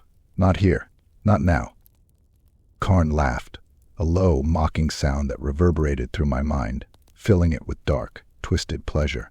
"You are already lost, Rael. This is who you are. This is what you have become. A creature of hunger, of blood. The beast will be your salvation, yes, but only if you let go. Only if you let me in. I felt him pressing closer, his presence filling my thoughts, clouding them, making it harder to remember, to hold onto the fragments of who I had once been. Each step became a battle, each breath an effort to push him back, to silence his voice, though it grew louder, more insistent, filling every corner of my mind. And then I felt it. The beast's scent stronger than before, filling the air with a wild, primal energy that sent a shiver through me. It was close, so close that I could almost feel its presence, a pulse of raw power that called to the darkness within me, that promised to end this torment, to silence the hunger that had plagued me for so long. I moved forward, faster now, feeling the pull of the beast like a magnet, drawing me deeper into the forest, into the heart of this cursed place. Karn was silent, his presence tense, coiled, as though he too sensed the magnitude of what lay ahead, the promise of power, of blood, of an end to the endless hunger. The trees parted, revealing a clearing bathed in a faint, eerie glow, and there, at the center, I saw it, a massive, shadowed form, its eyes gleaming with an intelligence that was both ancient and alien, a creature born of darkness, of magic, of blood, the beast. For a moment, I stood frozen, the weight of its presence pressing down on me, filling the air with a tension that made my blood sing, that stirred the hunger within me to a fever pitch. Karn surged forward, filling my mind with images of violence, of tearing into the beast, of feasting on its blood, of the power that would flood my veins, ending the hunger, ending the torment. "This is it," he whispered, his voice thick with dark satisfaction. "The moment you've been waiting for. Take it, Rael. Take it all." I took a step forward, my vision blurring, my senses overwhelmed by the scent of the beast, by the promise of salvation, of freedom from the hunger that had consumed me. But as I moved, as I felt the darkness closing in, I realized that this was my last chance, my final battle against the monster within me. If I gave in now, if I let Karn take control, I would be lost forever. The beast would not save me. It would consume me, drown me in darkness, in hunger, in the relentless, insatiable need for blood that had driven me to this point. "No," I whispered, though my voice trembled, filled with doubt, with fear. "I won't let you win, Karn. Not here, not now." Karn laughed, a dark, mocking sound that filled my mind, a reminder of the weakness he saw in me, of the humanity he despised. "You are a fool, Rael. A weak, pathetic fool clinging to memories, to ghosts. You think you can control me, that you can deny the truth of what you are." But I ignored him, focusing on the beast, on the faint, fragile hope it represented, the chance to end this nightmare, to silence Karn, to reclaim whatever fragments of Rael Varic remained. I took a deep breath, steadying myself, feeling the weight of the darkness pressing down on me, the hunger clawing at my insides, filling me with a desperation that bordered on madness. But I held firm, clinging to the last remnants of my humanity, the memories of sunlight, of laughter, of a life that had once been mine. The beast was my last hope, my final chance to silence the hunger, to end the torment, to reclaim whatever fragments of myself remained. And with each step, I could feel Karn waiting, watching, his presence like a shadow stretching across my mind, relentless, insidious, waiting for the moment when I would falter, when I would surrender, when I would let him in. But I would not let him win. Not yet. The beast awaited, and I would face it as Rael Varic, one last time. Chapter 11. Ambush at Twilight. The air grew colder as the light began to fade, casting a dull, orange glow over the forest, painting the twisted trees in hues of blood and shadow. I could feel it just beyond the next ridge. The beast waited. Its presence was a steady pulse in the back of my mind, a promise, a beacon drawing me forward. Each step I took felt heavier, as if the forest itself were conspiring to slow me, to drag me back from the edge of salvation. But I was close, closer than I'd ever been. The hunger surged within me, coiling around my bones, filling my veins with fire, urging me to move faster, to end this torment before it devoured me completely. Karn's presence was stronger here, pressing against my thoughts, filling my mind with dark promises, with visions of blood and power. "You're almost there, Rael," he whispered, his voice thick with anticipation. "Imagine it, the beast's blood coursing through your veins, silencing the hunger, making you whole. You don't need restraint. You need only strength." I tightened my grip on the thought, clinging to it as I pressed forward, focusing on the hope of peace, of freedom from the relentless, gnawing hunger that had plagued me. But then, just as the beast's scent grew strong enough to taste, I felt something else. A presence. No, multiple presences. The unmistakable stink of mortal blood, tinged with sweat, steel, and a touch of something harsher, silver. I froze, listening, and then I heard it, the faint, muffled rustle of armor, the creak of leather as someone shifted their weight. A whispered command. "Witch hunters." And then, without warning, they struck. A crossbow bolt whistled past my ear, embedding itself in the trunk of a nearby tree, and the forest erupted in chaos.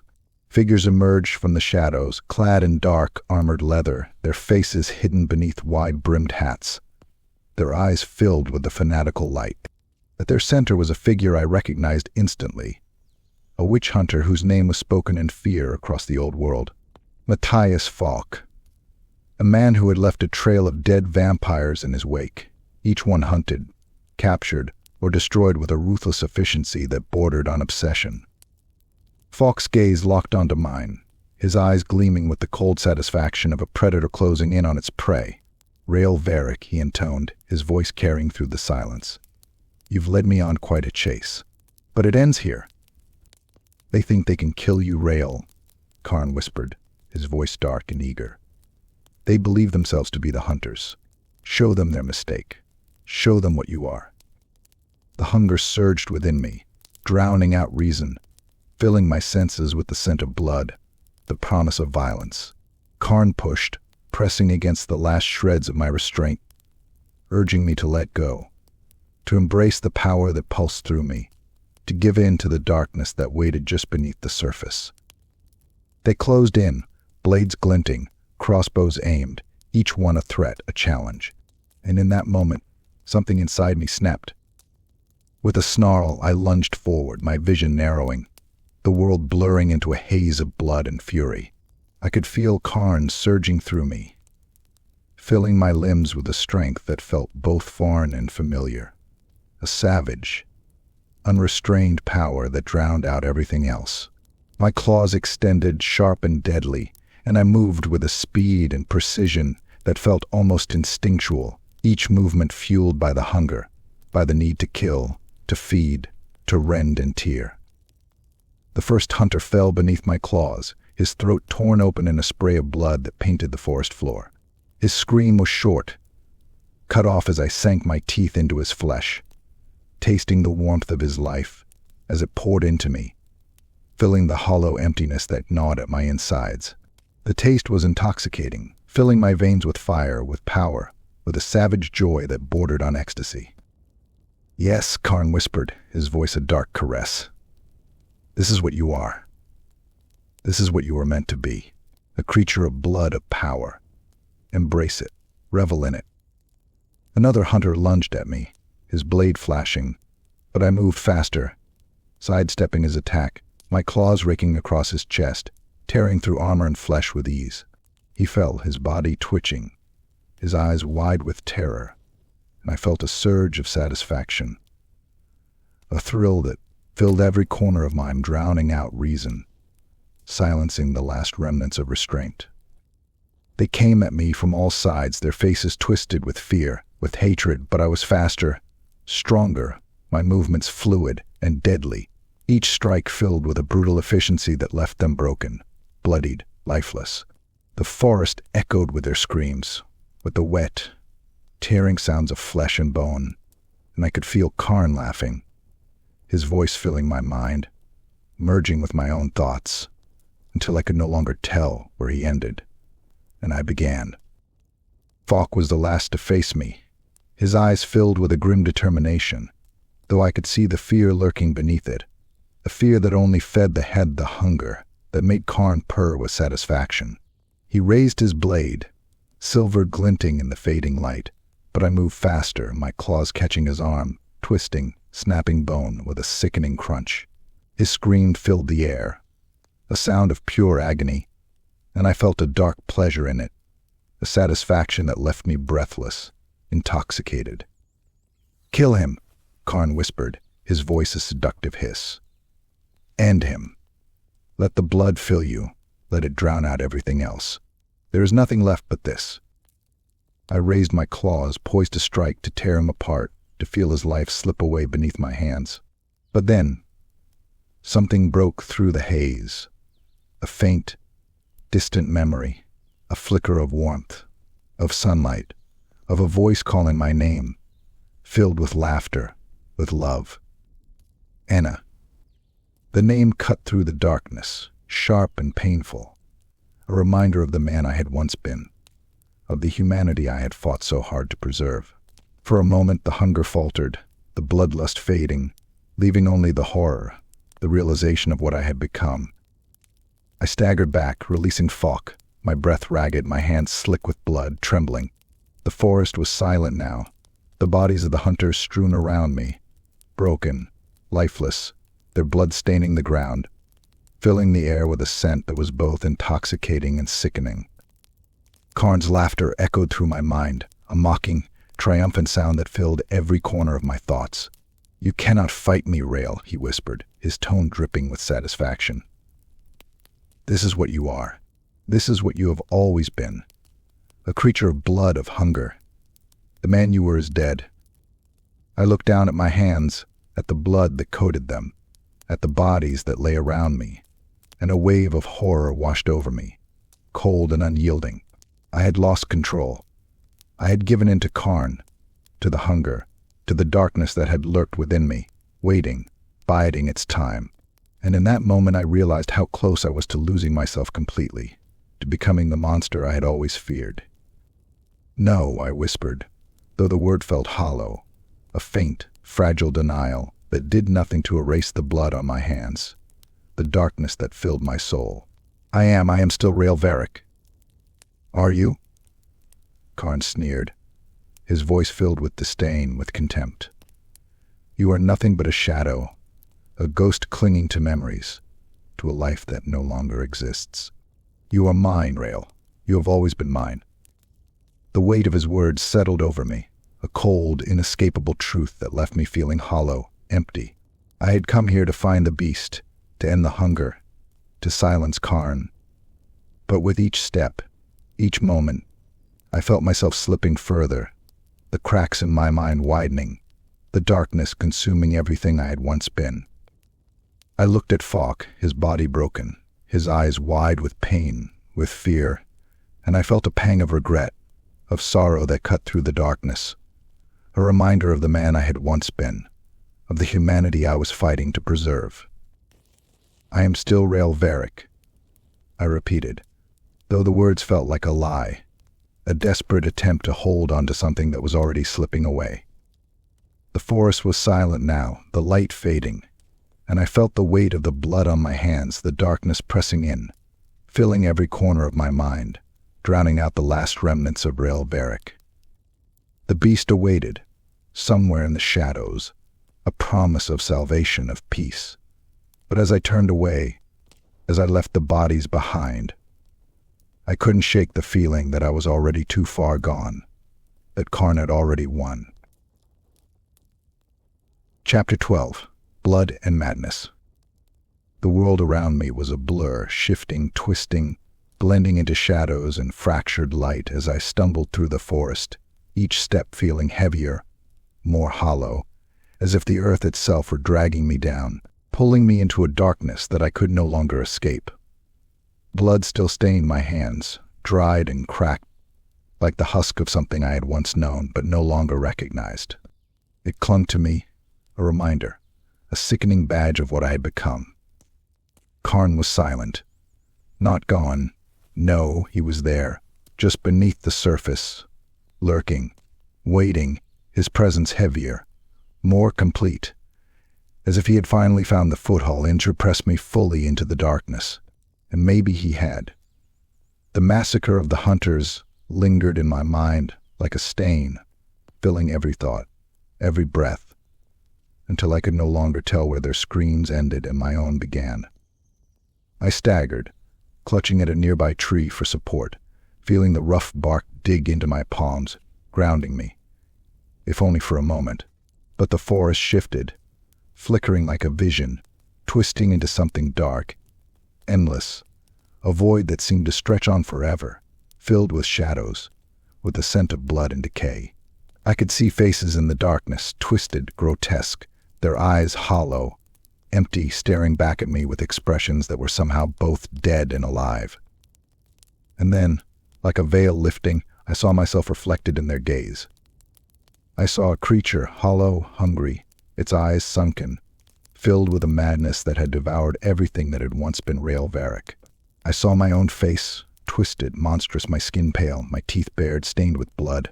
I saw a figure moving through endless darkness, an eternity spent in hunger, in violence, feeding on anything, everything, just to fill the hollow void that gnawed at my insides. And yet, no matter how much blood I consumed, how much flesh I tore, the hunger only grew more insatiable, more consuming, until there was nothing left of me but a shell, a shadow driven by need, by a thirst that could never be quenched. "This is your fate, Rael," Karn whispered, his voice soft, mocking, filled with a satisfaction that sent a shiver through me. An eternity of hunger, of blood, of darkness. There is no escape. There is only this.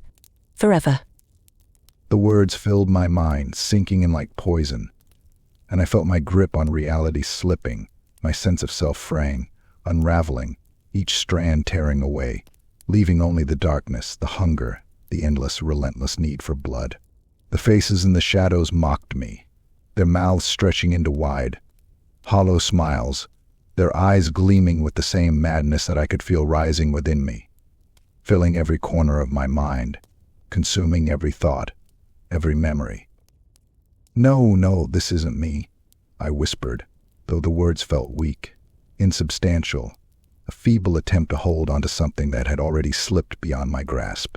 I could feel Karn pressing against my thoughts, filling them with visions of violence, of blood, of the thrill of the hunt, the satisfaction of tearing through flesh, of drowning in the warmth of life as it poured from my enemies. The images were intoxicating, filling me with a dark pleasure that I couldn't deny, a satisfaction that only fed the hunger, made it grow stronger, more insistent. "Embrace it, Rael," Karn purred, his voice rich with dark amusement. "This is who you are. This is what you were meant to be. A creature of blood, of power. Let go of this pathetic humanity. It is a shackle, a weakness. You are stronger without it." I stumbled back, clutching my head, trying to silence the voice, to drown out the images that filled my mind. But they only grew stronger, more vivid, each one sharper, clearer, until I could no longer tell where Karn's thoughts ended and mine began. It was as if he had seeped into every part of me, filling every crack, every fracture, until there was nothing left but the darkness, the hunger, the blood. The vision of the beast flickered before me, distant, elusive, the one tether that kept me grounded, the faint, fragile hope that I could still find some semblance of peace, that I could end this torment, silence the hunger before it consumed me completely. But even that hope was fading, slipping through my grasp like sand, leaving only the hollow ache, the gnawing void that filled every part of me. I have to find the beast," I murmured, my voice barely a whisper, the words feeling foreign, as though they belonged to someone else, someone distant, someone I could barely remember. "It's my last chance, my only hope." "Hope?" Karn sneered, his voice laced with disdain. "There is no hope for you, Rael. The beast will only feed the hunger, make you stronger, make you darker. There is no salvation, no peace. Only the endless thirst, the eternal need for blood. This is your fate. Accept it. The vision of the beast flickered again, a distant shadow on the edge of my mind, a reminder of what I had once sought, of the man I had once been, the man who had loved, who had felt, who had known kindness. But even as I clung to that memory, I could feel Karn's laughter filling my mind, a dark, mocking sound that echoed through every corner of my thoughts, filling them with doubt, with despair. I sank to my knees, feeling the weight of the darkness pressing down on me, suffocating, inescapable, a shroud that wrapped around my soul, smothering it, drowning it in a sea of blood and madness. The faces in the shadows closed in, their eyes hollow, their mouths stretched into wide, empty smiles, and I saw myself reflected in them, a creature driven by hunger, by need, by a darkness that would never be satisfied. And then, in the depths of that despair, I heard it, a faint, distant voice, a memory that cut through the darkness like a shard of light. Rael, it was her voice, soft, filled with warmth, with love, a voice that had once been my anchor, my hope. Anna. Her face appeared in my mind, bright, filled with life, a reminder of the man I had once been, the man who had known what it was to love, to feel, to hope.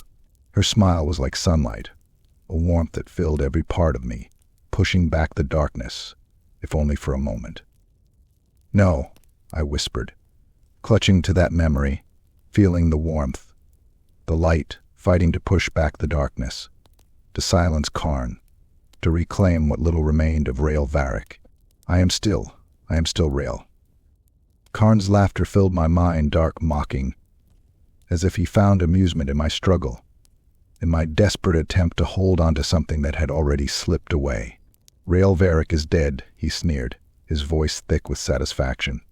You are nothing but a shadow, a hollow shell. You belong to me now, Rael, forever. But I held on, clutching to that memory, to the faint, fragile hope it represented, feeling the warmth fill me, pushing back the darkness, grounding me, if only for a moment. The beast was still out there, somewhere in the shadows. A promise, a lifeline, the last hope I had of reclaiming what little remained of myself, of ending this nightmare before it consumed me completely. I will find the beast, I murmured, feeling the words settle into my bones. An oath, a promise that anchored me, however tenuously. I will end this, or I will die trying. The darkness pressed in, relentless, suffocating, but I held on to that memory, that faint, fragile hope, feeling it fill me, grounding me, a reminder of the man I had once been, the man I was fighting to reclaim, however broken, however lost. I stood, my steps unsteady, my vision blurred, but my resolve clear. I would find the beast. I would silence Karn. I would reclaim what little remained of Rael Varic, even if it killed me. And as I moved through the shadows, the darkness closing in around me, I knew that the battle was far from over, that Karn would not relinquish his hold so easily, that the hunger would not be silenced without a fight. But I would not let him win. Not yet. The beast awaited, and I would face it as Rael Varic one last time. Chapter 13. The Midnight Beast. The forest thinned, and there, in a clearing bathed in moonlight, I saw it, the beast. My breath stilled, my pulse slowed, and for a moment the hunger, the madness, the darkness, it all faded into a hollow, reverent silence. The creature stood taller than any mortal beast, its fur black as the void, shifting and shimmering like shadows woven into flesh. Its eyes were orbs of silver, cold and ancient, gleaming with an intelligence that surpassed anything I had ever known. There was a stillness about it, a quiet power that filled the clearing, pressing down on the air, making it thick with the weight of ages. The beast was more than a creature. It was a force, a being of magic and night, a primal thing older than death itself. Karn stirred within me, his presence rippling through my mind, his hunger twisting, warping, filling me with a violent need that burned hotter than anything I had ever felt. The beast's blood, its power, was right there, within reach, waiting to be claimed. "There it is, Rael," Karn whispered, his voice low, seductive, dripping with anticipation. "The answer to everything. Freedom from the hunger, from the weakness. All you have to do is take it. Don't hold back." I took a step forward, my body moving almost without thought, driven by something primal, something insatiable. The beast's gaze locked onto mine, and in that moment I felt as though it could see through me, as though it could see the fractured, broken soul beneath the surface, the shadows that clung to me, the darkness that had taken root in my heart. But then, voices.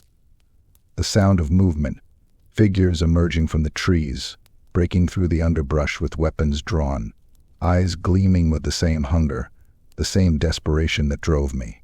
Vampires, rival hunters, each one drawn by the same whispers, by the same promise of salvation, of power. And behind them, closing in with fanatical determination, witch hunters, led by the man who had haunted my steps, Matthias Falk. In an instant, the clearing erupted into chaos. The vampires lunged forward, fangs bared, eyes filled with bloodlust, their gaze fixed on the beast, on the promise of its power. The witch hunters moved with brutal efficiency, crossbows raised, bolts tipped with silver, glinting in the moonlight as they fired, each shot meant to kill, to end the cursed lives of the vampires that swarmed around the beast. And in the center of it all, the beast of midnight stood still, watching, waiting, its eyes gleaming with a knowing, almost mocking glint, as though it had seen this all before, as though it knew how it would end. "They're here to take it from you," Karn hissed, his voice sharp, furious, filling my mind with images of blood, of death. "Don't let them. Kill them all, Rael. Take the beast's blood. It's yours by right."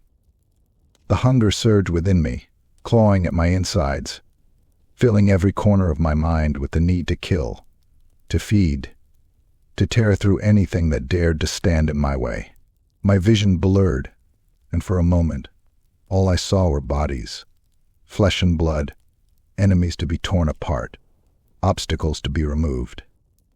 With a snarl, I lunged forward, my claws extended, my mind a blur of violence, of need, of hunger. I struck the first vampire, my claws tearing through flesh and bone, the spray of blood warm against my skin, filling me with a satisfaction that bordered on ecstasy. Karn laughed, his voice a dark, triumphant whisper that filled every corner of my mind, urging me on, pushing me deeper into the frenzy. "Yes, Rael. This is what you are. This is what you are meant to be. A creature of blood, of power. Take it all. Leave none alive." The witch hunters closed in, their silver blades flashing, their faces twisted with hatred, with fear, but I was faster, stronger, driven by a hunger that burned hotter than any mortal weapon. I tore through them, each strike more brutal, more savage, leaving a trail of bodies in my wake, the scent of blood filling the air, thick and intoxicating. And yet, through the haze of violence, I felt the beast watching me, its gaze steady, unflinching, as though it could see the war raging within me, the darkness that threatened to consume everything I had once been. Another vampire lunged at me, his fangs bared, his eyes filled with desperation, but I was faster, my claws sinking into his chest, feeling the beat of his heart beneath my hands as I crushed it, the life slipping from him in a final, ragged breath. I felt Karn's satisfaction, his pleasure in the kill, his delight in the blood that stained my hands, that filled my senses, drowning out reason, drowning out everything but the hunger, the need to feed, to kill, to dominate. "Do you see now?" Karn whispered, his voice thick with satisfaction. "This is your true self, Rael. A predator, a god among mortals. Take the beast's blood. Drink it. Embrace what you were meant to be." I took a step forward, my gaze fixed on the beast, my hands shaking with the force of my need, my hunger, my desire. It was right there. The answer to everything. The end of the hunger. The end of the torment that had consumed me for so long. All I had to do was take it, to sink my teeth into its flesh, to drink its blood and let its power fill me, transform me. But as I moved closer, I saw something in the beast's eyes, a calm, an acceptance that seemed almost peaceful, a reminder of the man I had once been, the man who had loved, who had known kindness, who had felt the warmth of the sun on his skin. A memory of Rael Varic, a memory that had become as elusive as mist, as fragile as a dream. And in that moment, the haze lifted, the madness faded, leaving only the horror, the realization of what I had become, of what Karn had turned me into. "No," I whispered, my voice trembling, barely audible over the sounds of battle. The screams, the clash of steel, the wet, tearing sounds of flesh and bone. "This isn't me. This isn't who I am." "But it is, Rael," Karn sneered, his voice dark, mocking, filled with a twisted satisfaction. "This is who you were always meant to be. A creature of blood, of hunger, of darkness. There is no escape from this. There is only the beast. Take it. Take its blood. Become what you were meant to be." I staggered back, the weight of his words pressing down on me, suffocating, inescapable, a darkener of a dory corner of my mind, drowning out reason, drowning out wholly reminder, the need, the endless, relentless thirst that had consumed everything I had once been. But as I looked at the beast, at the calm in its eyes, I felt a flicker of resistance, a faint, fragile hope that I clung to with everything I had left. This creature, this magnificent, terrifying creature, was more than blood, more than power. It was a reminder tethered to the man I had once been, the man I was fighting to reclaim, however broken, however lost. With a final, desperate surge of strength, I forced Karn back, sealing him away, though I could feel his fury, his rage, his hatred pressing against the walls of my mind, threatening to break through, to consume me completely. The battle raged around me, but I stood still, my gaze locked onto the beast, feeling the weight of its presence, the calm, the peace that radiated from it, filling me, grounding me, reminding me of the man I had once been, of the man I was fighting to reclaim. I took a step forward, my hand trembling, reaching out, as though touching the beast would somehow cleanse me, would somehow silence the darkness that had taken root in my soul. The beast watched me, its eyes filled with a knowing, almost sympathetic glint, as though it understood, as though it could see the war raging within me, the darkness that had consumed everything I had once held dear. But as I reached for it, I felt Karn surge forward, his presence filling my mind, his voice a dark, triumphant roar that drowned out everything else, filling every corner of my thoughts with violence, with blood, with the promise of power. "You are mine, Rael," he snarled, his voice thick with fury, with satisfaction. "There is no escape. Take the beast's blood. Drink it. Embrace the darkness. It is who you are. It is all you have left." The words cut deep, filling me with doubt, with fear, with a desperation that left me trembling, on the edge of surrender, on the edge of losing myself completely. But as I looked into the beast's eyes, I felt a final surge of resolve, a faint, fragile hope that anchored me, that reminded me of the man I had once been, of the man I was fighting to reclaim, however broken, however lost. And with that resolve, I stepped forward, my gaze steady, my hand reaching, not to take, not to consume, but to understand, to reclaim what little remained of Rael Varic, even if it was fleeting, even if it was just a faint echo of the man I had once been. My hand trembled as it reached toward the beast. Its eyes, vast and ancient, held me captive, grounding me with a strange sense of peace that felt foreign, fragile. This creature was nothing like the bloodthirsty shadow Karn had filled my mind with. It was powerful, yes, but it exuded something more, a sense of restraint, an acceptance of its place in the world. It didn't fight the hunger. It existed with it, beyond it. And in that gaze I felt something shift within me, a small piece of resistance rekindled against the darkness that gnawed at my soul. But Karn wouldn't let go so easily. "You fool," he spat, his voice thick with rage and contempt, his presence slithering through my mind, insidious, relentless. "This peace you seek, It's an illusion, Rael. The beast's blood is right there, within your grasp. All you have to do is take it. End this pathetic struggle. End it now. The hunger surged, filling every corner of my mind, blurring my vision, twisting my thoughts, until all I could feel was a relentless need. The burning thirst that threatened to consume me completely. Karn was pushing harder than ever, his presence pressing against the walls of my mind, demanding control, urging me to surrender, to give in, to take what was rightfully mine. I could feel myself slipping, my hand clenching into a fist, every muscle trembling with the urge to strike, to tear, to drink. The vision of blood filled my thoughts, vivid and intoxicating, drowning out everything else, drowning out the faint, fragile hope that had kept me grounded, that had reminded me of the man I had once been.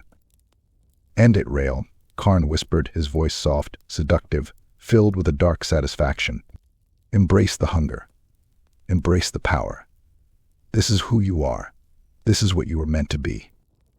For a moment, I faltered, my resolve wavering, my vision clouding as Karn's presence filled my mind, twisting it, filling it with darkness, with violence, with the promise of blood and power. I could feel my last shreds of humanity slipping away, fading into the shadows, leaving only the hollow, insatiable need that had defined me for so long. But then, the beast took a step forward. Its gaze softened, its eyes gleaming with an understanding that cut through the darkness, piercing the madness, the hunger, filling me with a warmth, a calm that I hadn't felt in. I couldn't remember how long. It was as though it could see the fractured, broken pieces of my soul, the darkness that had taken root, the hunger that had consumed me. And yet, it didn't judge. It simply existed, in its power, in its quiet majesty, a reminder of the strength that came not from violence, but from balance, from acceptance. And in that moment, I remembered. I remembered sunlight, laughter, the warmth of my sister's hand in mine, the sound of her voice, filled with life, with love, calling my name. I remembered the man I had once been, the man who had known kindness, who had loved, who had felt the warmth of life coursing through his veins. No, I whispered, my voice trembling, filled with a resolve that I hadn't felt in what felt like an eternity. This isn't me. I am still Rael Varic. Karn's rage was a storm in my mind, a furious, howling presence that lashed out, tearing at the walls of my sanity, filling every corner of my thoughts with venom, with hatred, with the promise of violence. You are nothing, he snarled, his voice a twisted, furious echo. You are mine. You cannot deny me. You cannot escape the hunger. Take the beast's blood. Take it now. But I held firm, grounding myself in that memory, in the faint, fragile hope it represented, the reminder of who I had once been, of the man I was fighting to reclaim, however broken, however lost. The beast watched me, its gaze steady, its presence a quiet, unspoken promise that there was another way, a path beyond the violence, beyond the darkness.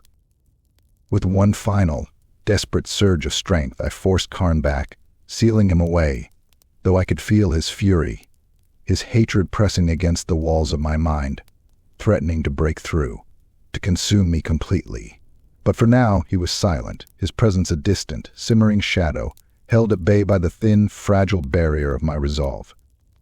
The beast took another step forward, its eyes still locked onto mine, and I felt a peace settle over me, a calm that filled every corner of my mind, silencing the hunger, the darkness, the madness that had haunted me for so long. In that moment I knew this creature was more than blood, more than power. It was a reminder, a lifeline, the last hope I had of reclaiming what little remained of Rael Varic, of ending this torment, of finding some semblance of peace. And as I reached out, my hand trembling, I knew that, whatever happened next, I would face it as Rael Varic one last time. Chapter 14. Battle Within. The air was thick with the stench of blood and steel, the scent of death lingering like a shroud over the clearing. Bodies lay strewn across the forest floor, broken and bloodied, reminders of the violence that had led me here, to this final, desperate moment. The beast stood at the center, its gaze steady, calm, watching as chaos unfolded around it. It was untouched by the bloodshed, an unmoving force of ancient power, as if it belonged to a world beyond all this madness. But I was anything but calm. I could feel the hunger clawing at me, the rage surging within me, filling my mind with visions of blood, of violence, of tearing through the enemies that surrounded me. Karn was a roaring storm in my mind, his presence a relentless force, pushing, demanding, his voice filling every corner of my thoughts. "They are all here to take it from you, Rael," he snarled, his voice thick with fury, with need. "They think they can stand against you. Show them the truth. Show them the blood that flows in your veins." My vision blurred, darkened, as Karn's presence filled me, pressing against the last remnants of my will, demanding control, demanding that I let him in. The blood dragon was there, watching me from across the clearing, his crimson armor glinting in the moonlight, his eyes alight with the same hunger, the same desperation that I felt. He was here for the beast, as I was, and I knew that he would stop at nothing to claim it. "You think yourself worthy," he sneered, his voice a low, mocking growl that echoed through the clearing. "You are nothing but a broken shell, Rael Varic, a slave to your own weakness." Karn's rage surged, filling me with a dark, violent pleasure, a twisted satisfaction that urged me to strike, to tear him apart, to end this rivalry in blood and fury. But a small, fragile part of me, the part that still clung to reason, to memory, held back, resisting the urge, forcing myself to breathe, to think, to remember why I was here. The beast. It was my last hope, the only chance I had to end this torment, to silence the hunger, to reclaim whatever fragments of myself remained. But with each passing moment, each taunt, each step I took toward the blood dragon, I felt that hope slipping away, felt Karn's grip tightening, his voice filling my thoughts, drowning out everything else. "Kill him, Rael," Karn whispered, his voice smooth, seductive, filled with dark satisfaction. "You know you want to. You know you need to. Take his blood, his strength. Leave nothing but a corpse." The blood dragon lunged, his blade flashing, and I barely managed to dodge, the edge grazing my shoulder, leaving a trail of fire in its wake. The pain grounded me, if only for a moment, a reminder of the flesh, of the man I had once been. But Karn was relentless, his hunger filling me with a need so intense, so insatiable that I could feel myself slipping, feel the last shreds of my humanity fraying, tearing under the weight of his demands. I lashed out, my claws striking against the blood dragon's armor, feeling the resistance of metal, the satisfaction of power, of violence, as my claws bit into flesh. He snarled, his own fangs bared, his eyes filled with rage, and we clashed again, each strike more brutal, more vicious, until the forest echoed with the sounds of our battle, with the clash of metal, the tearing of flesh, the spray of blood. "This is who you are, Rael," Karn purred, his voice thick with pleasure, with triumph, a creature of blood, of darkness. There is no turning back. Give in, embrace it, become what you were meant to be. But even as I fought, even as the hunger filled every part of me, a faint memory surfaced, a flicker of sunlight, of laughter, of a life that felt distant, almost forgotten. Anna, her face, her smile, a reminder of the man I had once been, of the man I was fighting to preserve, however broken, however lost. "No," I whispered, my voice trembling, barely audible over the sounds of battle, the madness that filled the clearing. I am still Rael Varic." Karn's laughter echoed through my mind, dark, mocking, filled with a fury that seared through my thoughts, drowning out the memory, the hope, filling every corner of my mind with blood, with need, with a hunger that threatened to consume everything I had once held dear. The blood dragon struck again, his blade slicing across my chest, the pain sharp, grounding, a reminder of the stakes, of the fight, of the purpose that had brought me here. But Karn was relentless, his presence a storm that filled my mind, pressing, demanding, pushing me to let go, to surrender, to give in to the darkness that waited just beneath the surface. And then, as if in response to my struggle, the beast moved. It stepped forward, its gaze steady, calm, its presence a reminder of something ancient, something beyond blood, beyond power. In its eyes, I saw not judgment, but understanding, a silent acknowledgement of the war raging within me, the darkness that threatened to consume everything I had once been. The blood dragon lunged again, his blade aimed at the beast, his face twisted with rage, with desperation. But I moved faster, my body driven not by hunger, not by Karn, but by a resolve, a determination that felt both foreign and familiar, a reminder of the man I had once been. With a snarl, I intercepted his strike, my claws clashing against his blade, the force of the impact reverberating through my bones, grounding me, anchoring me to the moment, to the purpose that had brought me here. This wasn't just a fight for power. It was a fight for my soul. Fool. Karn spat, his voice filled with fury, with contempt. You could have had it all. You could have ended him, taken his power. Why hold back? Why cling to this pathetic humanity? The words cut deep, a reminder of the darkness that lurked within me, the hunger that gnawed at my soul, the need that had driven me to this place, to this final confrontation. But even as Karn pressed, even as the hunger filled my mind, I felt a strange sense of clarity, a calm that pushed back the darkness, that silenced the hunger, if only for a moment. I am still Rael Varic, I whispered, my voice steady, filled with a resolve that surprised even me, and I will not let you take that from me. With one final surge of strength, I drove the blood dragon back, my claws sinking into his armor, tearing through flesh, bone, leaving him broken, bloodied, a reminder of the violence, the bloodshed that had marked my path. But I did not revel in it, did not find satisfaction in the kill. Instead, I felt a faint, fragile sense of peace, a reminder of the man I was fighting to reclaim, the man I was fighting to preserve. The clearing fell silent, the sounds of battle fading, leaving only the beast, its gaze steady, its presence calm, a reminder of the balance, the strength that came not from blood, but from acceptance, from understanding. And in that moment I knew this creature, this ancient, powerful being was more than salvation. It was a mirror, a reflection of the balance I had sought, the peace I had been denied. I took a step forward, my gaze locked onto the beast, feeling the darkness recede, the hunger fade, replaced by a calm, a peace that filled every corner of my mind, silence in Karn, if only for a moment. And as I reached out, my hand trembling, I knew that, whatever happened next, I would face it not as a creature of blood, of darkness, but as Rael Varic, a man fighting to reclaim his soul, one last time. Chapter 15, Blood of Salvation. The beast stood before me, its gaze unwavering, as if it had been waiting for this moment, for this decision. Its silver eyes held no fear, only a calm acceptance, a silent understanding of the hunger, the desperation that had brought me here.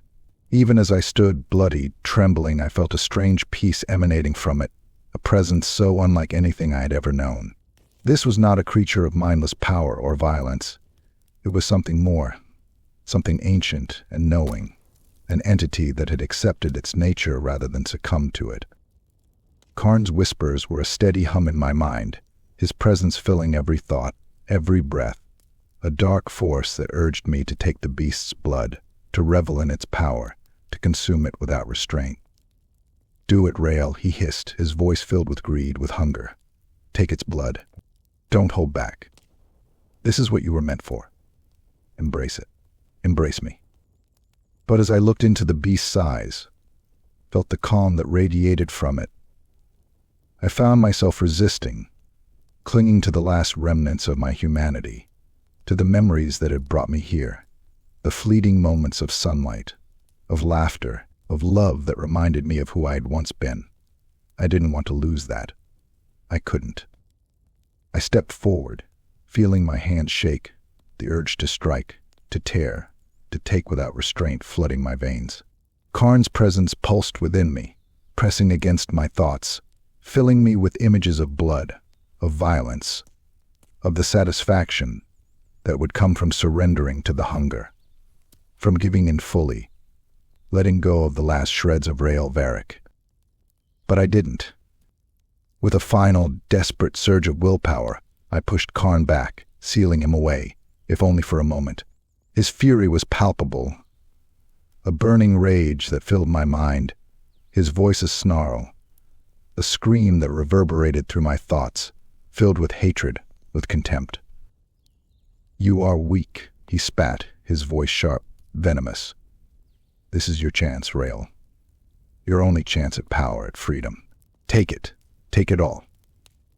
But I ignored him, my gaze fixed on the beast, on the calm in its eyes, a reminder of the strength that came not from blood, not from power, but from restraint, from understanding. I took a deep breath, steadying myself, feeling the weight of Karn's demands pressing down on me, but I held firm, grounding myself in that calm, in that acceptance, a resolve that felt foreign, fragile, but real. Slowly, carefully, I reached out, my hand trembling as I touched the beast's fur, feeling the warmth, the pulse of life that filled it, ancient and powerful, a reminder of the balance that had eluded me for so long. The beast didn't resist, didn't fight, only watched, its gaze filled with a quiet understanding, as if it knew the war raging within me, the struggle that had brought me to this moment. With one last surge of strength, I leaned forward, feeling the warmth of the beast's blood fill my senses, a taste both rich and strange, a pulse of power that filled every corner of my being, grounding me, calming me, silencing the hunger that had plagued me for so long. As I drank, I felt a change, a shift deep within me, as though a weight had been lifted, a darkness peeled back, revealing something faint, something almost forgotten. The hunger faded, receding into the background, a distant hum rather than the relentless, insatiable force it had once been. My mind cleared, my thoughts steadying, the madness, the bloodlust that had filled me slipping away, leaving only a quiet, fragile peace. Karn was silent, his presence faint, weakened, a shadow of the force he had once been. I could still feel him, lingering in the corners of my mind, a dark presence that would never truly disappear, but for the first time, I felt free. The beast watched me, its gaze filled with a knowing calm, as though it understood the change, the shift that had taken place within place. And in that moment, I understood too. This creature was more than blood, more than power, it was balance. A reminder of the strength that came not from surrendering to the darkness, but from accepting it, from living alongside it without letting it consume me. I took a step back, feeling the weight of the blood in my veins, the calm that filled me, grounding me, anchoring me to the man I had once been, the man I was fighting to reclaim. I knew that the hunger would never truly disappear, that Karn's presence would always linger, a shadow in the back of my mind, a reminder of the darkness that had marked my path. But for now, I was Rael Varic, and I was free. As I turned to leave, to step back into the shadows of the forest, I felt the beast's gaze on me, a silent farewell, a reminder of the balance, the peace that I had found in its presence. The whispers that had haunted me for so long faded, slipping into silence, leaving only the quiet, the calm, the knowledge that my journey was far from over, that my fight to preserve my humanity would continue, each day a battle, each step a reminder of the darkness that lurked within. But I was ready. I was ready.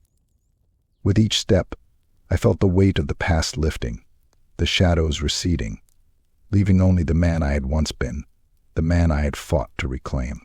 And as the moonlight bathed the forest, casting long, quiet shadows across the ground, I knew that, whatever lay ahead, I would face it as Rael Varic. For the first time, in a long time, I felt whole,